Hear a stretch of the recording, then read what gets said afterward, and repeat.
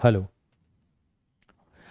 Hello बच्चों, क्या हाल चाल, कैसे हो आप सारे के सारे बच्चे। बहुत बहुत स्वागत है आप सभी का आपके अपने YouTube चैनल के ऊपर जिसका नाम है फिजिक्स मैन। और आज हम शुरू करने जा रहे हैं हमारे चैप्टर नंबर 3 वेक्टर्स का लेक्चर नंबर 2। हर एक बच्चा जो कि नीट की तैयारी कर रहा है, जेई मेंस की तैयारी कर रहा है और कहीं ना कहीं फिजिक्स में प्रॉब्लम महसूस कर रहा है, वो इन लेक्चर्स का फायदा उठा सकता है और इन लेक्चर्स की मदद से नीट के अंदर आराम से 170 प्लस को टारगेट कर सकता है और जेई मेंस के अंदर 99 प्लस परसेंटाइल को टारगेट कर सकता है। इन लेक्चर्स के अंदर आपको फिजिक्स को पढ़ाने की एक डिफरेंट अप्रोच नजर आएगी, एक ऐसी अप्रोच जो कि आपको टू द पॉइंट सोचना सिखाएगी, प्रॉब्लम्स के अंदर फिजिक्स के कॉन्सेप्ट्स को कैसे यूज किया जाता है ये सिखाएगी और बाकी बहुत सारी चीजें भी आपको सीखने को मिलेंगी जिनके बारे में मैं बात नहीं करूंगा। ऑब्वियसली आप लेक्चर्स देखोगे शुरुआत से लेकर आखिरी तक तो आपको उनके बारे में भी पता चल जाएगा। तो इसी के साथ शुरू करते हैं आज का लेक्चर।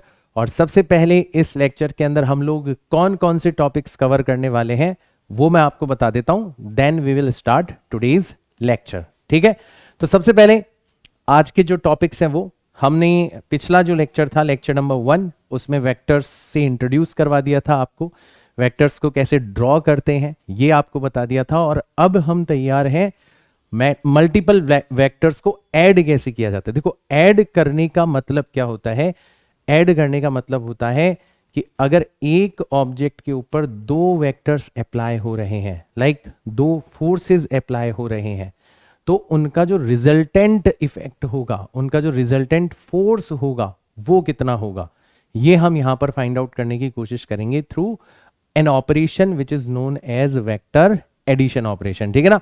तो आज का पूरा लेक्चर जो है वो वेक्टर एडिशन के ऊपर है, बट बहुत डिफरेंट तरीके से मैं आपको वेक्टर एडिशन पढ़ाऊंगा।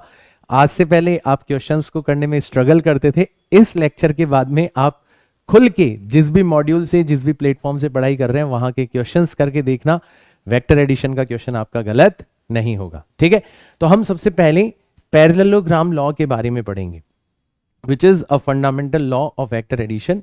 बहुत इंपॉर्टेंट है, बहुत आसान है, सिखाऊंगा मैं आपको। ठीक है ना, कहाँ से आया। फिर हम रिजल्टेंट वेक्टर, डिफरेंस वेक्टर और इनके डिफरेंट डिफरेंट स्पेशल केसेस के बारे में बात करेंगे। And at the end of the lecture you will realise कि मैं आपको छोटे छोटे छोटे छोटे पॉइंट्स बताऊंगा और आपका कोई भी क्वेश्चन ऐसा नहीं होगा जो कि उन पॉइंट से बाहर जाएगा। You will see that we will cover each and everything in just 1 hour. 1 घंटे की ताकत आपको देखने को मिलेगी हमारे इस लेक्चर के अंदर। डेफिनेटली आप मेरे साथ में पढ़ रहे हो, मेरी स्टाइल है किसी भी कॉन्सेप्ट को, किसी भी हथियार को मेरी लैंग्वेज में अगर आप बात करो, एग्जाम्पल्स के थ्रू आपको चलाना सिखाना। हर हथियार के बारे में 2 ही चीजें सीखनी है, उसको कब चलाना है, मतलब फिजिक्स का कोई भी कॉन्सेप्ट कब यूज करना है और उसको कैसे यूज करना है। ठीक है ना, मजा आएगा आपको इस लेक्चर के अंदर, मैं गारंटी दे रहा हूं। शुरुआत से लेकर आखिरी तक बने रहना।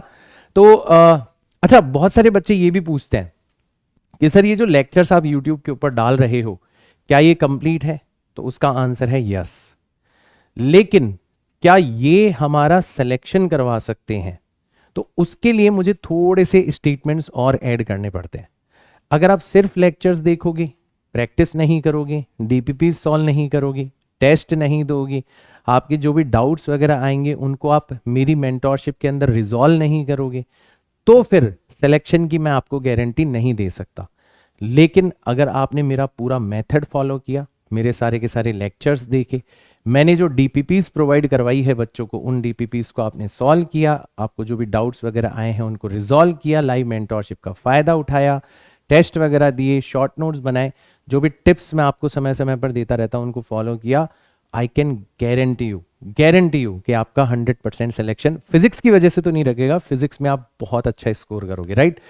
अब चैलेंज ये था मेरे लिए जब मैंने इस सीरीज को स्टार्ट किया कि यार जो लेक्चर्स है वो तो यूट्यूब पर डाल देंगे, बाकी सारी चीजें उसके लिए बच्चों को भटकना ना पड़े, एक प्लेस पर मिल जाए, एक सीक्वेंस के अंदर मिल जाए। तो उसके लिए फिर मैंने ही मेहनत करी, क्योंकि अभी थोड़े से गरीबी के फेज से गुजर रहे हैं। मैंने अपनी खुद की वेबसाइट बनाई www.physicsman.in, और इस वेबसाइट के ऊपर आप देखोगे बड़े खूबसूरत तरीके से आपको सब कुछ एक अच्छे सीक्वेंस के अंदर मिल जाता है। So do not forget to check out this website. एक बार जाओ, देखो वेबसाइट के ऊपर पूरा का पूरा कंटेंट, पूरी की पूरी प्लानिंग, किस तरीके से मैं सिलेबस को खत्म करने वाला हूं, कैसे हम दिसंबर तक पूरा का पूरा सिलेबस खत्म करने वाले हैं। Everything you will C on this website. उसके ऊपर आपको पूरा प्लान और सीक्वेंस नजर आ जाएगा, ठीक है ना। तो इसको एक बार आप जरूर चेकआउट करना। इनकेस अगर आपने पहली बार मेरा लेक्चर अटेंड किया और पहली बार आप मेरे किसी लेक्चर के थ्रू मुझसे इंट्रोड्यूस हो रहे हो, तो मेरी वेबसाइट को भी एक बार जरूर चेकआउट करना, ठीक है ना। ठीक है, चलो, तो इंट्रोडक्शन हो गया, ठीक है, सर ने अपना प्रमोशन भी कर दिया। अब बात करते हैं हमारे काम की, मतलब हमारे लेक्चर की, ठीक है ना। तो सबसे पहले वेक्टर एडिशन कब करना है, मैंने बता दिया, जब आप दो सिमिलर वेक्टर क्वांटिटीज को एक ही ऑब्जेक्ट के ऊपर अप्लाई करोगे और उनका रिजल्टेंट इफेक्ट फाइंड आउट करना चाहोगे। ध्यान रखना बेटा, मेरे स्टेटमेंट्स को ध्यान से सुनना। आप जिन दो वेक्टर्स को जोड़ रहे हो वो सिमिलर फिजिकल क्वांटिटी होनी चाहिए। मतलब आप फोर्स को फोर्स के साथ में जोड़ सकते हो, ठीक है, आप फोर्स को वेलोसिटी के साथ में नहीं जोड़ सकते। तो एक छोटा सा पॉइंट हमेशा मैं बच्चों को शुरुआत में बताता हूं, क्योंकि इसके ऊपर बहुत प्यारे प्यारे क्वेश्चंस बन जाते हैं, ठीक है ना।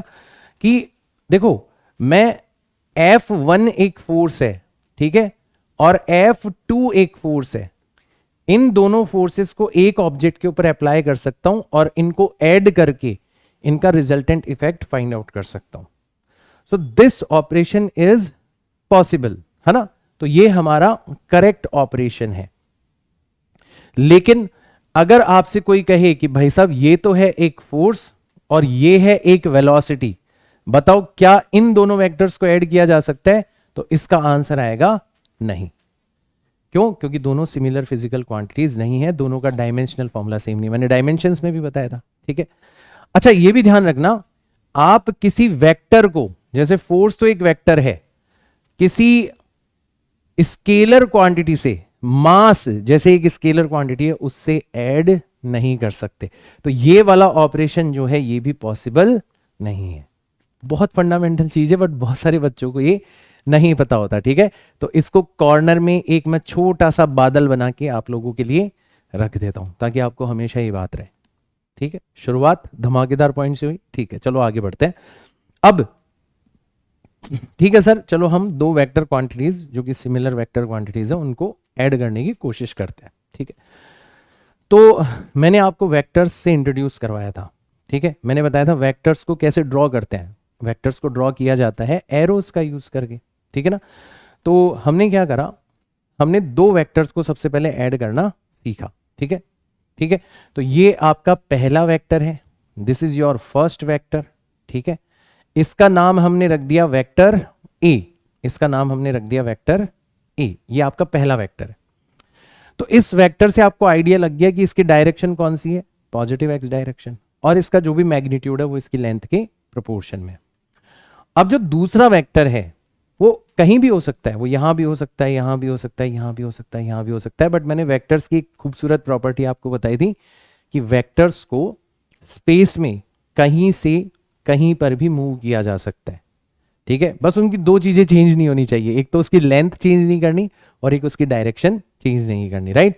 यानी कि अगर मान लो मैंने किसी वेक्टर को यहां पर लिया है, यहां पर, ठीक है, ये है मेरा वेक्टर बी, ठीक है। अब आप बोलोगे सर एक यहां पर बैठा है वेक्टर, एक यहां पर बैठा है, इन दोनों को हम कैसे ऐड करेंगे। तो यहां पर क्या कर सकते हो, आप इस वेक्टर को उठा के यहां पर ला सकते हो। तो आप ऐसे भी इस वेक्टर को शो कर सकते हो, आप ऐसे भी इस वेक्टर को क्या कर सकते हो, शो कर सकते हो that this is your vector B, ठीक है, ठीक है। ध्यान रखना, जब भी दोनों वेक्टर्स को आप ऐड करोगे ना, तो एक बहुत ऑब्वियस सी चीज है कि हम उनका जो ओरिजिन है वो सेम रखते हैं, क्योंकि आइडिया क्या है दिमाग के अंदर कि दोनों एक ही पॉइंट के ऊपर वर्क कर रहे हैं। तो आपका ये वाला जो वेक्टर है ये भी इस पॉइंट के ऊपर वर्क कर रहा है, और ये वाला वेक्टर जो है ये भी इस पॉइंट पर वर्क कर रहा है, मतलब इस पॉइंट से इनकी शुरुआत हो रही है। तो जब भी आप दो वेक्टर्स को ऐड करोगे तो ट्राई करना कि या तो दोनों की टेल्स एक जगह पर हो, या फिर दोनों के हेड्स जो है वो एक जगह पर हो।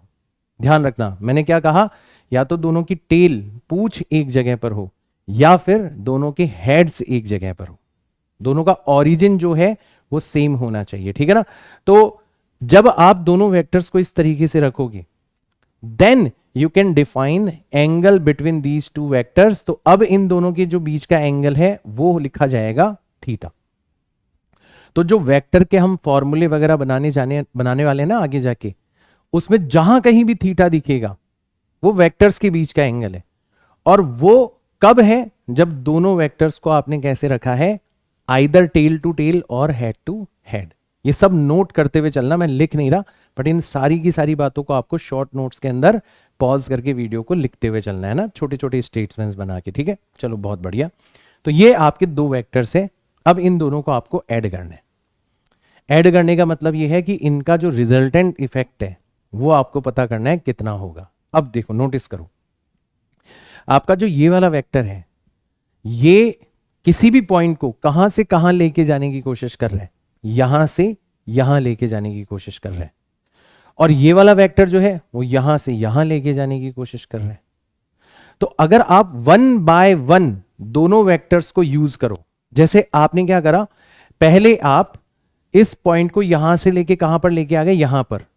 इस वेक्टर ने अपना काम कर दिया, अब इस वाले वेक्टर को काम करना है। तो ये वाला वेक्टर जो है ये आप यहां पर भी अप्लाई कर सकते हो, इसको इस तरीके से आप क्या कर सकते हो, शो कर सकते हो। ऐसे आप क्या कर सकते हो, शो कर सकते हो। आपने ऐसे शो कर दिया। तो पहला वेक्टर जो है उसने आपको कहां से कहां पहुंचा दिया, यहां से यहां पर।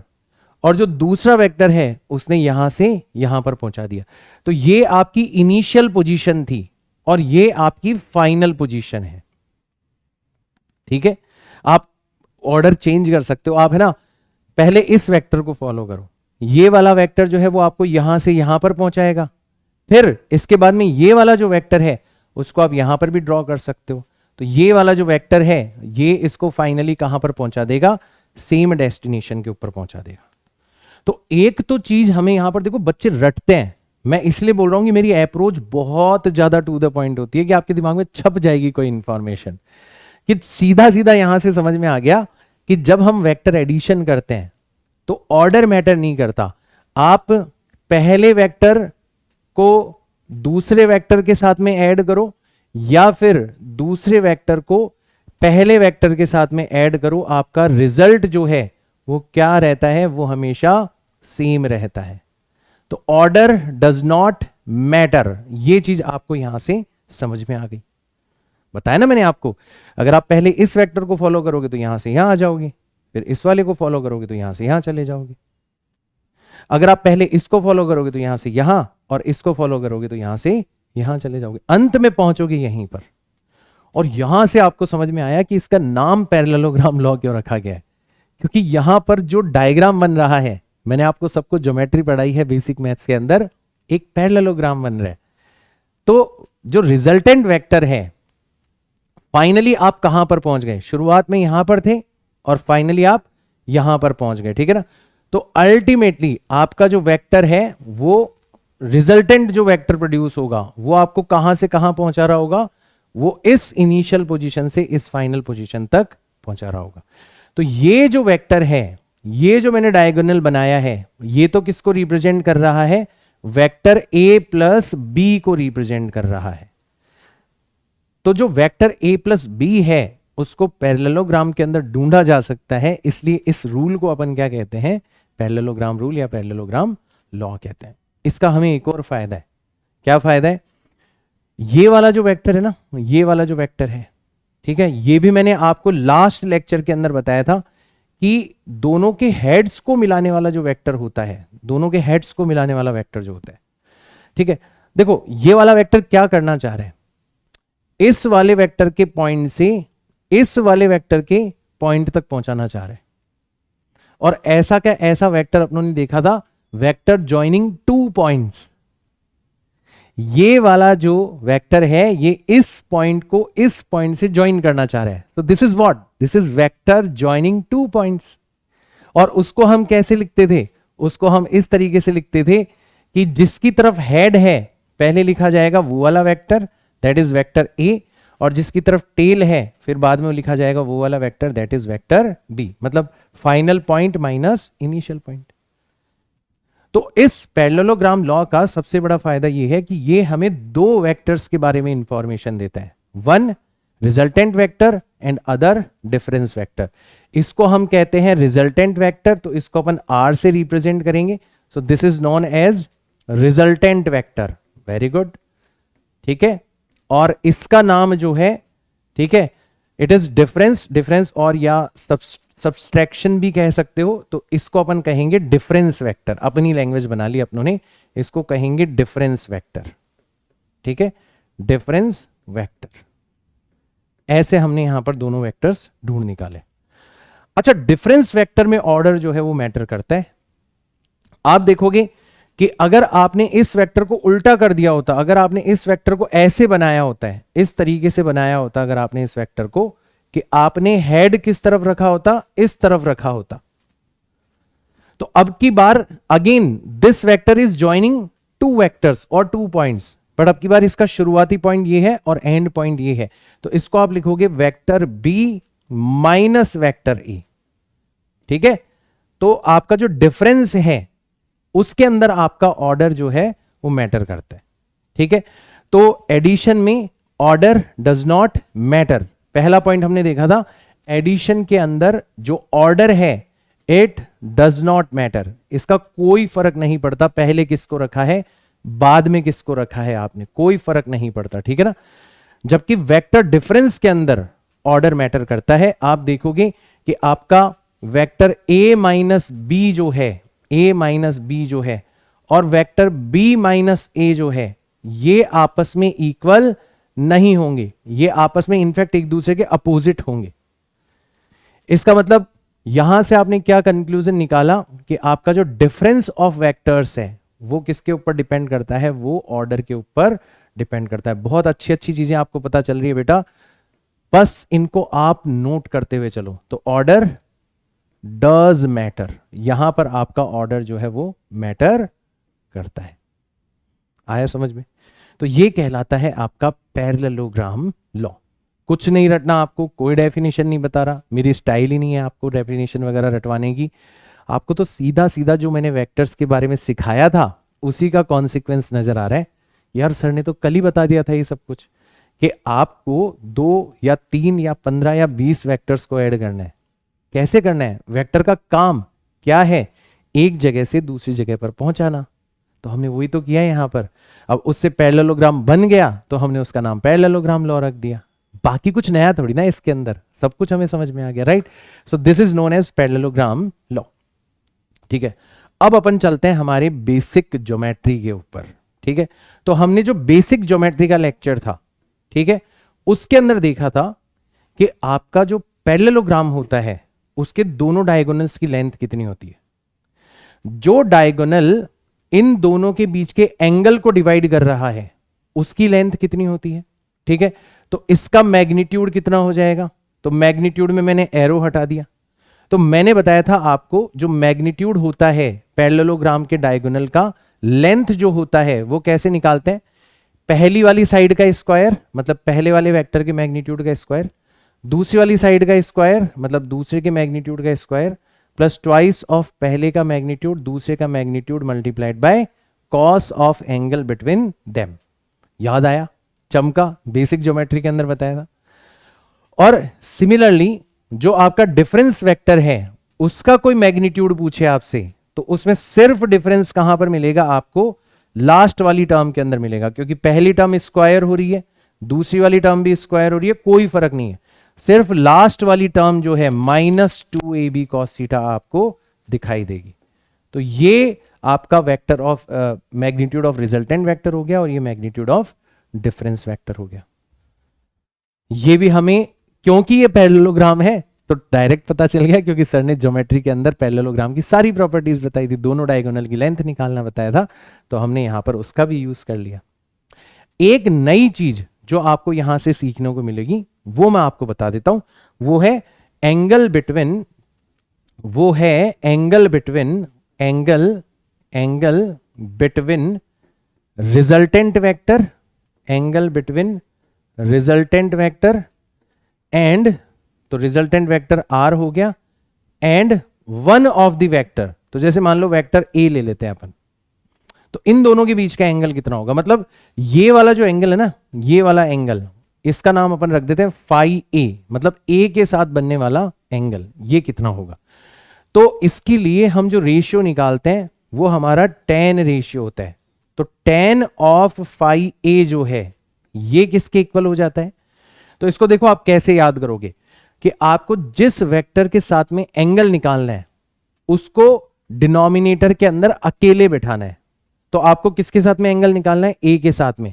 तो आपको ए को डिनोमिनेटर के अंदर अकेले, ये देखो मैंने ए को सिर्फ अकेला बिठाया है। फिर जो बी है उसके दो कंपोनेंट होंगे, एक साइन कंपोनेंट होगा और एक कॉस कंपोनेंट होगा। कंपोनेंट्स के बारे में मैं आपको नेक्स्ट लेक्चर के अंदर और डिटेल में पढ़ाऊंगा, ठीक है। तो उसके कंपोनेंट, अब देखो हम tan फाइंड आउट कर रहे हैं ना, तो मैं आपको याद करने का तरीका बता रहा हूं। तो ऊपर आएगा साइन, क्योंकि tan में ऊपर साइन आता है, तो b का साइन कंपोनेंट मतलब b साइन थीटा ये तो आएगा ऊपर, और b का कॉस कंपोनेंट ये आएगा नीचे। तो b साइन थीटा आएगा ऊपर और b कॉस थीटा आएगा नीचे। इस तरीके से हम a के साथ में बनने वाला एंगल फाइंड आउट कर सकते हैं। तो अगर आप इसी पैटर्न को फॉलो करोगे तो आपको एक और रिजल्ट मिल जाएगा। मान लो कभी आपको ये फाइंड आउट करना पड़ जाए कि बताओ एंगल बिटवीन अगेन एक वेक्टर तो हमारा है रिजल्टेंट वेक्टर, ठीक है, दैट इज वेक्टर r, और एक वेक्टर है हमारा वन ऑफ द वेक्टर, तो अब की बार हमने b ले लिया। अब बताओ इन दोनों के बीच का एंगल कितना होगा?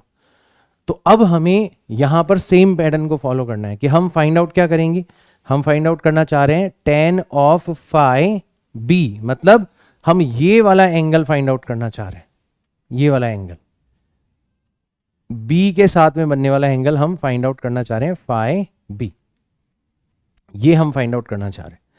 तो सर ने पैटर्न क्या बताया था कि जिसके साथ में एंगल फाइंड आउट करना है उसको नीचे अकेले बैठाओ। तो आपने क्या करा, आपने b को नीचे अकेले बैठा दिया यहां पर b को, कोई दिक्कत नहीं। और अब जो a है उसका साइन कंपोनेंट आएगा ऊपर, तो a साइन थीटा आ जाएगा आपका ऊपर और a कॉस थीटा आ जाएगा आपका नीचे, और इस तरीके से आपका फॉर्मूला तैयार है। Using this formula you can easily find out कि a और b के साथ में आपका रिजल्टेंट कितना एंगल बनाएगा। एक चीज नोटिस कर रहे हो आप डायग्राम से कि आपका जो रिजल्टेंट वेक्टर है, आपने एक कहावत सुनी होगी, जिसकी लाठी उसकी भैंस, मतलब जो वेक्टर बड़ा होगा मैग्नीट्यूड में उसका असर ज्यादा होगा। तो आपका जो रिजल्टेंट वेक्टर है वो उस तरफ झुका हुआ मिलेगा जिस तरफ आपका बड़ा मैग्नीट्यूड है। तो आप इस डायग्राम के अंदर देखो, आपको क्लियरली नजर आ रहा होगा, इस डायग्राम के अंदर क्लियरली नजर आ रहा होगा कि इस डायग्राम के अंदर a का जो मैग्नीट्यूड है, इसकी जो लेंथ है वो इसके कंपैरिजन में ज्यादा है। तो a का मैग्नीट्यूड जो है वो b के कंपैरिजन में ज्यादा है। तो आप नोटिस कर रहे हो कि आपका रिजल्टेंट वेक्टर जो है वो a को फॉलो कर रहा है, मतलब a के साथ में वो कम एंगल बनाएगा और b से दूर रहेगा, b के साथ में वो ज्यादा एंगल बनाएगा। इसका मतलब आपका फाई a जो है वो छोटा होगा और फाई b जो है वो बड़ा होगा। अगर उल्टा हो जाता, कंडीशन अगर उल्टी हो जाती, मान लो आपका b का मैग्नीट्यूड जो है वो a के मैग्नीट्यूड से ज्यादा होता, तो आपकी बार b के साथ में बनने वाला एंगल जो है वो छोटा हो जाता और a के साथ में बनने वाला एंगल बड़ा हो जाता। तो इसको कैसे ध्यान रखोगी कि आपका रिजल्टेंट वेक्टर जो है वो किसको फॉलो करता है, जिसकी लाठी उसकी भैंस, मतलब जिसमें ज्यादा दम होगा, जिसका मैग्नीट्यूड ज्यादा होगा उसको फॉलो करेगा, वो उसके तरफ झुका हुआ मिलेगा, मतलब उसके साथ कम एंगल बनाएगा। टेक्निकल लैंग्वेज में अगर याद रखना चाहते हो तो angle with resultant is inversely proportional to the magnitude. जिसका मैग्नीट्यूड ज्यादा होगा उसके साथ में बनने वाला एंगल कम होगा, और जिसका मैग्नीट्यूड कम होगा उसके साथ में बनने वाला एंगल ज्यादा होगा। इस तरीके से भी आप ध्यान रख सकते हो। जिसको टेक्निकल लैंग्वेज पसंद है वो टेक्निकल लैंग्वेज में ध्यान रखे, जिसको मेरी लैंग्वेज पसंद है वो मेरी लैंग्वेज के अंदर ध्यान रखे। तो ये है आपका पैरेललोग्राम लॉ। जब भी आपको दो वेक्टर्स को ऐड करना है तो आप इसी तरीके से ऐड करोगे। मैंने तो पैरेललोग्राम लॉ कहां से आया वहां से शुरुआत करी है, तो मुझे ऐसा लग रहा है कि ठीक है, ये फॉर्मूले हो सकता है आपके लिए थोड़े से नए हो। इनमें से भी क्योंकि पैरेललोग्राम बन रहा है तो रिजल्टेंट की लेंथ कितनी होगी, मतलब इस डायगोनल की लेंथ कितनी होगी, इस डायगोनल की लेंथ कितनी होगी, ये मैं आपको ऑलरेडी बता चुका था ज्योमेट्री के अंदर, तो ये भी आपके लिए नया नहीं है। हाँ, ये दोनों चीजें आपके लिए नई हो सकती है, बट इनको मैंने बहुत सिंपलिस्टिक फॉर्म के अंदर आपको बताने की कोशिश करी है, एंड आई होप आप इसको डेफिनेटली यूज करना सीख जाओगे एक बार आपने इसको थोड़ा सा दिमाग के अंदर बैठा लिया तो। ठीक, चलो, तो ये हो गए हमारे हथियार। अब सर आपने बहुत एक्साइटिंग तरीके से हमें पैरेललोग्राम लॉ बताया, everything is clear, crystal clear हो गया दिमाग के अंदर। अब हमें ये बताओ कि इन हथियारों को चलाना कैसे है। हमें समझ में तो आ गया कि दो वेक्टर्स को ऐड करेंगे पैरेललोग्राम बनेगा, ठीक है, डायगोनल की लेंथ कितनी होगी, कितना रिजल्टेंट एंगल बनेगा, सब कुछ समझ में आ गया, बट इनको कैसे सवालों के अंदर यूज करना है ये हमें एक बार बता दो, ठीक है ना। एक छोटी सी बात मैं और बताता हूं, फिर आपको डायरेक्ट मैं क्वेश्चंस तक लेके चलूंगा। आप नोटिस कर रहे हो कि मैंने इस वेक्टर ए को बोर्ड के ऊपर ड्रॉ करा है, वेक्टर बी को भी बोर्ड के ऊपर ड्रॉ करा है, यानी कि वेक्टर ए और बी का जो प्लेन है वो है हमारा बोर्ड। अब नोटिस करो, क्या मैंने रिजल्टेंट वेक्टर को भी बोर्ड के ऊपर ड्रॉ किया है? तो आपका आंसर आएगा हाँ सर। तो ध्यान रखना बेटा कि ये दोनों वेक्टर्स जो बन रहे हैं यहां पर, कौन कौन से दोनों वेक्टर्स? आपका रिजल्टेंट वेक्टर हो गया, आपका डिफरेंस वेक्टर हो गया, ठीक है ना। ये दोनों ही वेक्टर्स जो हैं ये किसके प्लेन में होते हैं? ये ए और बी के प्लेन में होते हैं। तो मैं इसको ऐसे लिख देता हूं कि ए और बी ये सारे के सारे वेक्टर्स जो होते हैं ये क्या होते हैं? Are coplanar. क्या होते हैं? कोप्लेनर, एक ही प्लेन के अंदर होते हैं। इनफैक्ट आप इसको और जनरलाइज कर सकते हो कि आप क्या करो, वेक्टर ए को किसी कांस्टेंट से मल्टीप्लाई कर दो C1 से, तो उससे क्या होगा? डायरेक्शन तो चेंज होगी नहीं, सिर्फ और सिर्फ किसके ऊपर फर्क पड़ेगा? मैग्नीट्यूड पे, ठीक है। हां, आपका जो C1 है वो अगर नेगेटिव नंबर हुआ तो वो आपकी डायरेक्शन को रिवर्स कर सकता है, ठीक है। तो आपने क्या करा, एक वेक्टर लिया और उसको किसी पॉजिटिव या नेगेटिव कांस्टेंट से आपने मल्टीप्लाई किया, तो उससे ज्यादा क्या फर्क पड़ सकता है? मैग्नीट्यूड चेंज हो सकता है और डायरेक्शन रिवर्स हो सकती है, बट प्लेन तो चेंज नहीं होगा ना, रहेगा तो वो उसी प्लेन में, ठीक है। ऐसे ही आपने बी को भी क्या करा, किसी कांस्टेंट से मल्टीप्लाई कर दिया, किसी कांस्टेंट से मल्टीप्लाई कर दिया। बात वही रही कि इससे ज्यादा क्या हो सकता है? वेक्टर बी का मैग्नीट्यूड बढ़ सकता है या वेक्टर बी की डायरेक्शन चेंज हो सकती है, रहेगा तो उसी प्लेन के अंदर, रहेगा तो बोर्ड के अंदर ही। तो इनका अगर आप सम करोगे, एडिशन करोगे या डिफरेंस लोगे, तो अगेन आप दो ऐसे वेक्टर्स को ऐड कर रहे हो या डिफरेंस ले रहे हो जो कि इस प्लेन में है, बोर्ड के प्लेन में, तो पक्का इनका जो रिजल्टेंट होगा या इनका जो डिफरेंस होगा वो भी आपको इसी प्लेन के अंदर नजर आएगा। तो ये जो आपका अजीब सा वेक्टर बना, ठीक है, और वेक्टर ए और वेक्टर बी ये भी आपके क्या हो जाएंगे? ये भी आपके कोप्लेनर हो जाएंगे। अब ये आपको लग रहा होगा कि यार सर बहुत छोटी सी बात है, इसके ऊपर इतने प्यारे प्यारे क्वेश्चंस बनेंगे, इतने प्यारे प्यारे क्वेश्चंस बनेंगे कि आपको अचंबा होगा, और बच्चे उलझ जाते हैं ऐसे क्वेश्चंस के अंदर क्योंकि कोई क्लैरिटी से नहीं बताता उनको। अब आपने नोट किया, इसको एज अ हथियार आपके पास में रखा, अब देखना मैं इसको आपको चलाना सिखाऊंगा, right. So this is all about vector addition. मतलब यू हैवंट रियलाइज कि हमने जो अभी पिछले 20 मिनट के अंदर पढ़ा है वो इतना ज्यादा सफिशिएंट और इतना ज्यादा पावरफुल है, अगर एक सीक्वेंस के अंदर पढ़ा जाए कि हम डिफरेंट टाइप ऑफ क्वेश्चंस जो है वो देखते ही निपटा सकते हैं। आपको विश्वास नहीं हो रहा होगा, तो अब अपन चलते हैं थोड़े से क्वेश्चंस की प्रैक्टिस करते हैं, देखते हैं इन हथियारों को चलाया कैसे जाएगा, ठीक है। चलो आ जाओ, तो अपन चलते हैं हमारे सबसे पहले प्रैक्टिस प्रॉब्लम के ऊपर। दो वेक्टर्स के बारे में आपको कुछ कहा जा रहा है, ये जो ए और बी है ये लाई इन अ प्लेन, तो दो वेक्टर का एक प्लेन होगा, कोई से भी दो वेक्टर हो। Another vector C lies outside of this plane, तीसरा वेक्टर जो है ना वो इस प्लेन से बाहर है, इन दोनों के प्लेन के अंदर नहीं है। Then the resultant of these three vectors, तो आप नोटिस करो कि जब आप इन दोनों को ऐड करोगे, तो अभी अभी मैंने आपको बताया था, देखो यही काम आ गया पहले क्वेश्चन के अंदर, कि जब आप ए और बी को ऐड करोगे तो जो रिजल्ट आएगा वो भी ए और बी के ही प्लेन के अंदर होगा, और सी प्लेन से बाहर है। इसका मतलब दोनों कभी भी एक दूसरे के अपोजिट नहीं हो सकते। इसका मतलब क्या हुआ? दोनों कभी भी एक दूसरे के अपोजिट नहीं हो सकते। ठीक है, हमने क्या कंक्लूजन निकाला? हमने कंक्लूजन निकाला कि हमारा जो वेक्टर a प्लस बी है, ठीक है ना, एक तो ये वेक्टर हो गया, ठीक है, और वेक्टर c जो है, ठीक है, ये कोप्लेनर नहीं हो सकते, ये कोप्लेनर नहीं हो सकते, एक ही प्लेन के अंदर नहीं हो सकते, they can never be coplanar. आया सबको समझ में? अरे भैया क्यों नहीं हो सकते? क्योंकि वेक्टर a प्लस बी जो है वो तो a और b का रिजल्टेंट है, और a और b का रिजल्टेंट उसी प्लेन में होगा जिस प्लेन में a और b है, और क्वेश्चन में कह रखा है कि c जो है वो उस प्लेन के अंदर नहीं है।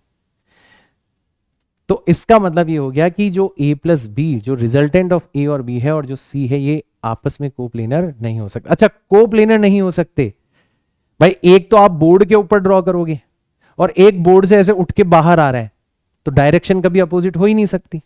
ठीक है, डायरेक्शन कभी अपोजिट हो ही नहीं सकती।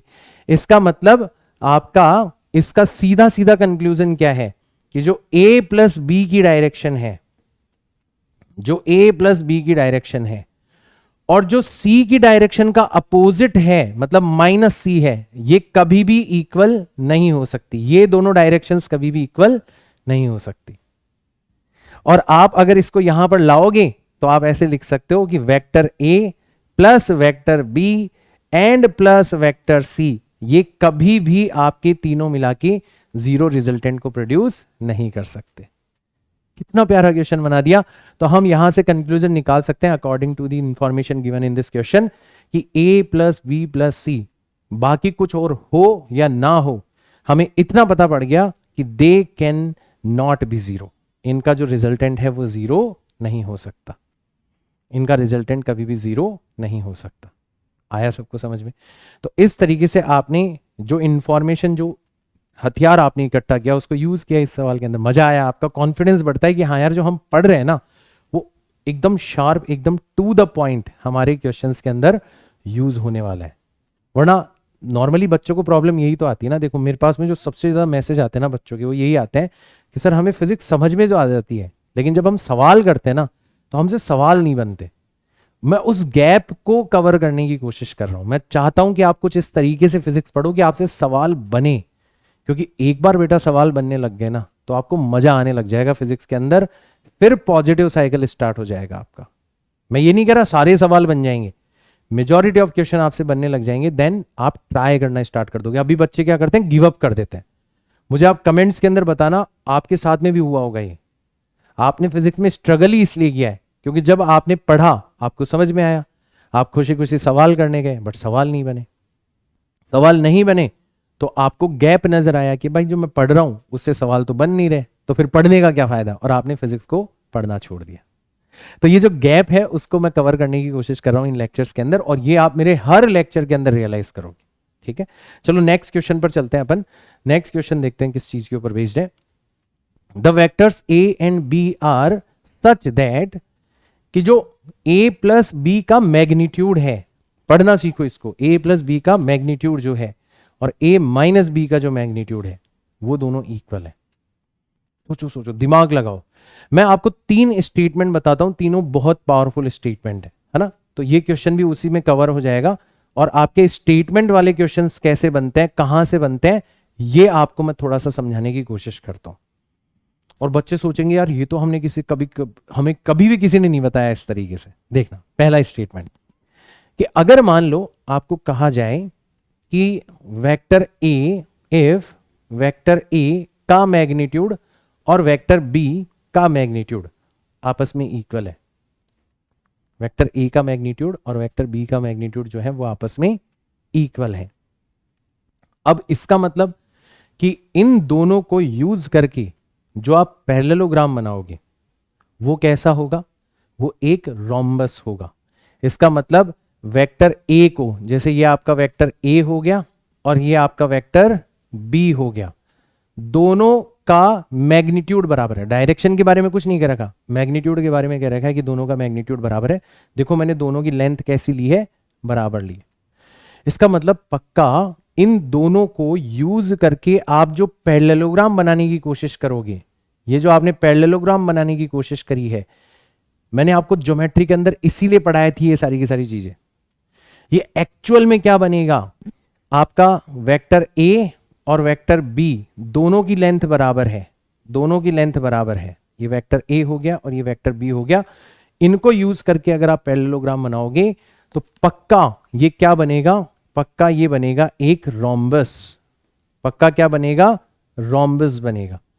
और मैंने रोम्बस की एक प्रॉपर्टी बताई थी, मैंने बताया था कि रोम्बस के जो डायगोनल होते हैं वो हमेशा क्या होते हैं, एक दूसरे के परपेंडिकुलर होते हैं। रोम्बस के जो डायगोनल होते हैं वो हमेशा एक दूसरे के क्या होते हैं, परपेंडिकुलर होते हैं। और अब आपको पता है डायगोनल किसको रिप्रेजेंट करते हैं, तो अगर ए और बी इक्वल है देन इससे क्या कंक्लूजन निकाला जा सकता है कि ये वाला डायगोनल और ये वाला डायगोनल आपस में परपेंडिकुलर होंगे। मतलब आपका वेक्टर ए प्लस बी, ठीक है, और वेक्टर ए माइनस बी और वेक्टर ए माइनस बी, ये आपस में एक दूसरे के क्या हो जाएंगे, परपेंडिकुलर हो जाएंगे। क्यों, क्योंकि रोम्बस के अंदर मैंने आपको बताया था इसमें आपकी डायगोनल्स जो होते हैं, ठीक है, डायगोनल्स परपेंडिकुलर होते हैं, बताया था। अब अगर आप लाइव होते तो मैं आपसे पूछता कि भाई याद आया या नहीं आया। अच्छा मुझे ये बताना, कितने बच्चे ये चाहते हैं कि सर एक शेड्यूल के ऊपर तो क्लास डाल ही रहे हो आप, कभी कभार बीच बीच में लाइव भी ले लिया करो क्लास, कभी कभार। देखो हर क्लास तो नहीं लेंगे क्योंकि आपको पता ही है कि लाइव के अंदर थोड़ा टाइम वेस्ट वगैरह हो जाता है, कभी कभार कि कोई टॉपिक ऐसा हो जिसमें बच्चों से इंटरेक्शन की जरूरत हो तो उसको आप यूट्यूब पे लाइव भी ले लिया करो, तो हमें थोड़ा जुड़ाव भी महसूस रहेगा, ठीक है ना। जो वेबसाइट के ऊपर बच्चे हैं उनसे तो मैं रेगुलर इंटरवल के ऊपर हमारे लाइव डीपीपी डिस्कशंस के थ्रू इंटरेक्ट करता रहता हूं, करता रहूंगा, ऐसा मैंने प्लान बनाया है। बट जो यूट्यूब पे पढ़ रहे हैं उनके लिए भी कितने बच्चे ऐसा चाहते हैं कि सर कभी कभार बीच में एक आध लेक्चर्स आप लाइव भी ले लिया करो, ठीक है। तो मुझे एक बार कमेंट्स के अंदर जरूर बताना। ये हमारा पहला स्टेटमेंट हो गया। अच्छा दूसरा स्टेटमेंट बताता हूं, है ना, इनके ऊपर बहुत पावरफुल क्वेश्चंस बनते हैं। तो this is our statement number 2। अब इस स्टेटमेंट में कह रखा है कि if vector A is perpendicular to vector B. अब की बार क्या कह रखा है कि भैया ए और बी का मैग्नीट्यूड कैसा है, इक्वल है या नहीं है, हमें नहीं पता। हमें इतना पता है कि दोनों आपस में परपेंडिकुलर है। अगर दोनों आपस में परपेंडिकुलर है इसका मतलब पक्का ऐसा कुछ बन रहा होगा। ये हो गया आपका वेक्टर ए, ठीक है, this is your vector A and this is your vector B. हमें नहीं पता दोनों के मैग्नीट्यूड इक्वल है या नहीं है, हमें नहीं पता।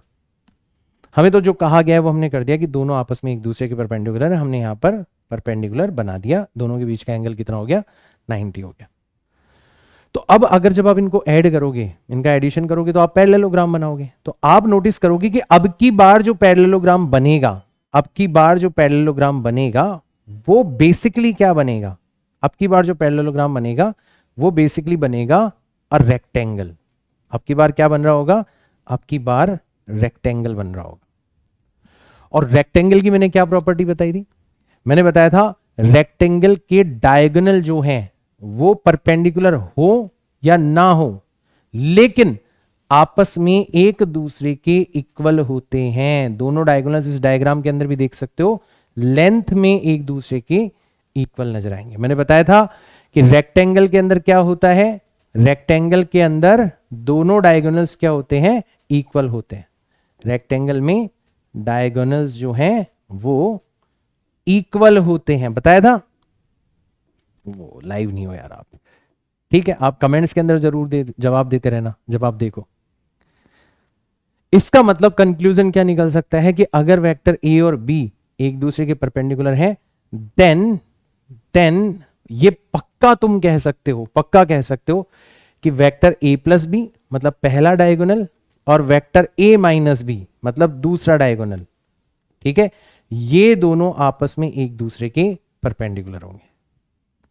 ये बना आपका दूसरा स्टेटमेंट। और अब मैं आता हूं हमारे तीसरे स्टेटमेंट के ऊपर, ठीक है ना। देखो तीसरा स्टेटमेंट मैं लेके आ रहा हूं आपके लिए, this is your statement number 3।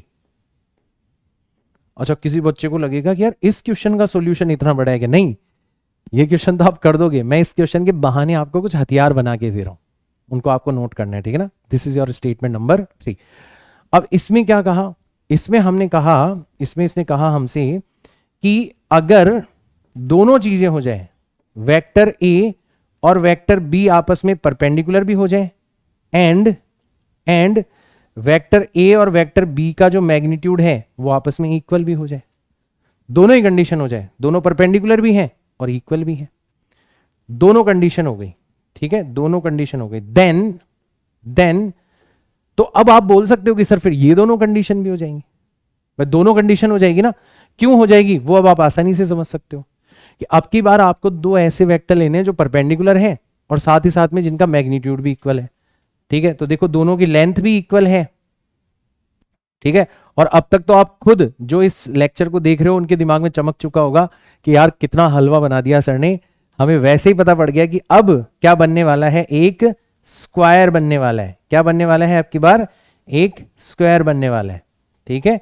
और स्क्वायर के अंदर डायगोनल्स परपेंडिकुलर भी होते हैं और साथ ही साथ में इक्वल भी होते हैं। स्क्वायर्स में डायगोनल्स जो होते हैं, ठीक है, बताया था मैंने ये प्रॉपर्टी, इसके स्क्वायर के अंदर डायगोनल्स परपेंडिकुलर भी होते हैं, ठीक है, परपेंडिकुलर भी होते हैं और साथ ही साथ में इक्वल भी होते हैं, साथ ही साथ में इक्वल भी होते हैं। खेल खत्म। इसका मतलब यहां पर दोनों चीजें मिलेगी हमें, हमें यह भी मिलेगा कि वेक्टर ए प्लस बी और वेक्टर ए माइनस बी, ठीक है, वेक्टर ए माइनस, सॉरी मैंने यहां पे उल्टा लिख दिया यार, यहां पर दोनों वेक्टर्स इक्वल होंगे, सॉरी मैंने ध्यान नहीं दिया। आप में से बहुत सारे बच्चों को गुस्सा आ रहा होगा कि सर बोल रहे कुछ और है, लिख रहे कुछ और है।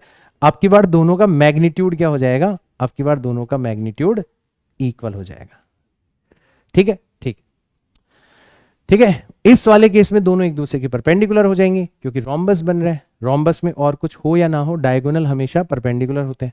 और इस वाले केस में रेक्टेंगल बन रहा है, रेक्टेंगल में कुछ और हो या ना हो डायगोनल्स हमेशा इक्वल होते हैं, मतलब इसका मैग्नीट्यूड और इसका मैग्नीट्यूड आपस में इक्वल हो जाएगा। और यहां पर क्योंकि दोनों ही कंडीशंस हैं तो दोनों चीजें हो जाएंगी, ये दोनों एक दूसरे के परपेंडिकुलर भी हो जाएंगे और साथ ही साथ में इनका मैग्नीट्यूड जो है वो आपस में इक्वल भी हो जाएगा, इनका मैग्नीट्यूड जो है वो आपस में इक्वल भी हो जाएगा। तो ये तीन स्टेटमेंट जो हैं इनके ऊपर बहुत सारे क्वेश्चंस बनते हैं, बहुत सारे क्वेश्चंस बनते हैं। और अब ये तीनों स्टेटमेंट्स बन गए आपके हथियार, ये पार्ट ऑफ योर नोट्स बन गए और अच्छे से आपको समझ में भी आ गया। अब आप देखो ये क्वेश्चन आपके लिए डायरेक्ट टिक करने वाला क्वेश्चन है। आप देखो वेक्टर ए एंड बी के बारे में कुछ कुछ आपको बता रखा है, आर सच दैट कि इनका रिजल्टेंट मतलब ए प्लस बी और इनका डिफरेंस मतलब ए माइनस बी दोनों का मैग्नीट्यूड इक्वल है। मतलब कौन सी वाली कंडीशन बन रही है, ये वाली कंडीशन बन रही है, दोनों का मैग्नीट्यूड इक्वल है। तो और कुछ हो या ना हो ये जरूर होगा, दोनों वेक्टर्स एक दूसरे के परपेंडिकुलर होंगे, यही पूछा गया है the angle between vectors A and B. तो आंसर क्या आ जाएगा आपका, ऑप्शन 1 90 डिग्री। तो इनमें से किसी भी स्टेटमेंट के ऊपर क्वेश्चन आ सकता है, मैंने तो एक क्वेश्चन लिया है, मल्टीपल क्वेश्चंस बन सकते हैं यहां पर। अब आपको थोड़ी बहुत ताकत फील होगी इन लेक्चर्स की, यार ये है इसलिए बच्चे सर के बारे में बात कर रहे हैं। यार ये आ गई एक अलग अप्रोच मार्केट के अंदर जहां पर कोई हमें न्यूमेरिकल्स के अंदर कॉन्सेप्ट्स को कैसे यूज करना है एक बहुत अच्छे सीक्वेंस के अंदर सिखा रहा है। नेक्स्ट क्वेश्चन देखते हैं और मजा आएगा आपको। देखो ये वाला क्वेश्चन देखो, दो वेक्टर हैं A and B are such that A plus B is equal to C, मतलब ये वाला वेक्टर जो है वो इन दोनों का रिजल्टेंट है और साथ ही साथ में बता रखा है कि A square plus B square is equal to C square, ठीक है, मैग्नीट्यूड की टर्म में ये वाली इक्वेशन में। तो कई बच्चों को पता है कंफ्यूजन होता है कि सर ये भी कह रहे हो आप ये भी कह रहे हो, दोनों कैसे हो सकते हैं बेटा, ये वेक्टर की टर्म्स में है इक्वेशन और ये मैग्नीट्यूड की टर्म्स में। वेक्टर की टर्म्स में कैसे रीड करोगे कि इसका और इसका रिजल्टेंट कितना है सी है, और मैग्नीट्यूड की टर्म्स में कैसे रीड करोगे कि पहले के मैग्नीट्यूड का स्क्वायर दूसरे के मैग्नीट्यूड का स्क्वायर तीसरे के मैग्नीट्यूड के स्क्वायर के बराबर है। और ये पाइथागोरस थ्योरम है बेटा, पाइथागोरस थ्योरम है। तो पक्का 90 डिग्री का एंगल इन्वॉल्व होगा। वैसे आप इसको न्यूमेरिकली भी कर सकते हो कि आपको जो जो कहा गया है वो कर लो, कि आपका जो वेक्टर सी है वही आपका रिजल्टेंट वेक्टर है, वही आपका रिजल्टेंट वेक्टर है। किस किस का? Resultant of A and B, इन दोनों का रिजल्टेंट वेक्टर है आपका वेक्टर सी। और रिजल्टेंट का मैग्नीट्यूड कितना होता है? रिजल्टेंट का मैग्नीट्यूड कितना होता है? तो हमें जो सर ने हथियार बताया था उसके हिसाब से तो मैग्नीट्यूड कितना होता है? रूट ए स्क्वायर, मतलब पहले के मैग्नीट्यूड का square, plus B square plus twice of A B cos theta. ये हो जाएगा आपका मैग्नीट्यूड, मतलब वेक्टर सी का मैग्नीट्यूड। ठीक है, हमारे हथियार के अकॉर्डिंग। और वैसे सी का स्क्वायर किसके बराबर दे रखा है? ए स्क्वायर प्लस बी स्क्वायर रख देते हैं अपन। तो मैं क्या करता हूं, दोनों तरफ स्क्वायर कर देता हूं। तो एक तरफ तो बचेगा आपका A square plus B square plus 2ab cos theta. ठीक है, स्क्वायर कर दिया। और एक तरफ आपका बचेगा सी स्क्वायर, और सी स्क्वायर की जगह आप क्या रख सकते हो? आप सी स्क्वायर की जगह अकॉर्डिंग टू क्वेश्चन रख सकते हो ए स्क्वायर प्लस बी स्क्वायर। ए स्क्वायर इधर भी है, ए स्क्वायर इधर भी है, बैलेंस हो गए, मतलब कट गए। बी स्क्वायर इधर भी है, बी स्क्वायर इधर भी है, बैलेंस हो गए, मतलब कट गए। तो सिर्फ क्या बचा? सिर्फ बचा 2ab cos थीटा, और इधर दोनों चीजें कट गई, दोनों चीजें कट गई, तो इधर कितना बचा आपका? 0 बचा। अब देखो 2 0 हो नहीं सकता, a 0 हो नहीं सकता, b 0 हो नहीं सकता, तो सिर्फ और सिर्फ कौन 0 हो सकता है? cos थीटा 0 हो सकता है। और cos थीटा 0 कब होता है? जब आपका थीटा कितना हो जाए? 90 डिग्री हो जाए। इसका मतलब हमें पता पड़ गया कि दोनों वेक्टर्स एक दूसरे के परपेंडिकुलर है। ये तो न्यूमेरिकल मेथड हो गया। बाकी आप डायरेक्ट ही बना सकते थे कि सर पक्का पहला वेक्टर हमारा कैसा होगा? हॉरिजॉन्टल, और दूसरा वेक्टर इसके परपेंडिकुलर होगा, मतलब वर्टिकल। तभी तो तीसरा वेक्टर जो होगा वो हाइपोटेनस को रिप्रेजेंट करेगा, और तभी आपके सी के मैग्नीट्यूड का स्क्वायर जो होगा वो ए के मैग्नीट्यूड का स्क्वायर प्लस बी के मैग्नीट्यूड के स्क्वायर के बराबर हो जाएगा। ये हम डायरेक्ट ही पता लगा सकते हैं। तो हमें पता पड़ गया कि ए और बी जो है वो आपस में एक दूसरे के परपेंडिकुलर हो जाएंगे। ऑप्शन 3 हो जाएगा हमारा यहां पर करेक्ट। और किसी चीज की हम गारंटी नहीं ले सकते, बट ये तो होगा ही होगा, इसलिए ये हमारा शॉर्ट आंसर हो गया। ठीक है, तो ये हुआ हमारा पैरेललोग्राम लॉ। बच्चों को लगता है कि यार पैरेललोग्राम लॉ जो है ना वो ग्राफिकल लॉ है, इसका कोई यूज ही नहीं है। अब आपको समझ में आया कि इसका कितना यूज है। मैं तो इनफैक्ट मैक्सिमम क्वेश्चन जो होते हैं ना वेक्टर एडिशन के, वो बच्चों को ग्राफिकली करवाता हूं। मुझे न्यूमेरिकल अप्रोच पसंद ही नहीं है, मुझे दिखाना पसंद है। देखो भाई सीधा देखो ना यार, यहाँ पे ये बन रहा है, यहाँ पर रोम्बस बन रहा है। क्यों? क्योंकि मैंने ज्योमेट्री बहुत अच्छे से पढ़ाई होती है बच्चों को, तो बच्चे कनेक्ट कर पाते हैं। ठीक है ना, चलो अब आगे चलते हैं यहां से। अच्छा, बहुत सारे बच्चे ऐसे होंगे सर हमने तो बेसिक मैथ्स पढ़ा ही नहीं, अब कहाँ से पढ़ें? यूट्यूब पे पता नहीं मिलेगा नहीं मिलेगा लेक्चर। तो वेबसाइट पर है, सब कुछ सीक्वेंस में दे रखा है। मैं बार बार कहता हूँ वेबसाइट को जरूर चेकआउट कर लेना, और वेबसाइट के ऊपर आप बिना डिस्ट्रैक्शन के एक सीक्वेंस में पढ़ सकते हो, तो उसका थोड़ा बहुत फायदा भी है आपको। ठीक है ना, तो ये हमारे कुछ एग्जाम्पल्स हुए। बाकी तो आप डीपीवीज वगैरह के अंदर क्वेश्चन सॉल्व करोगे, आपको मजा आएगा। अब हम बात करते हैं पॉलीगन लॉ की। देखो अभी तो हम 2 वेक्टर्स को ऐड कर रहे हैं। अगर मान लो हमें 2 से ज्यादा वेक्टर्स को ऐड करना हो तो क्या होगा? तो मान लो हम एक एग्जांपल लेते हैं, हमने मल्टीपल वेक्टर्स को ऐड करना है।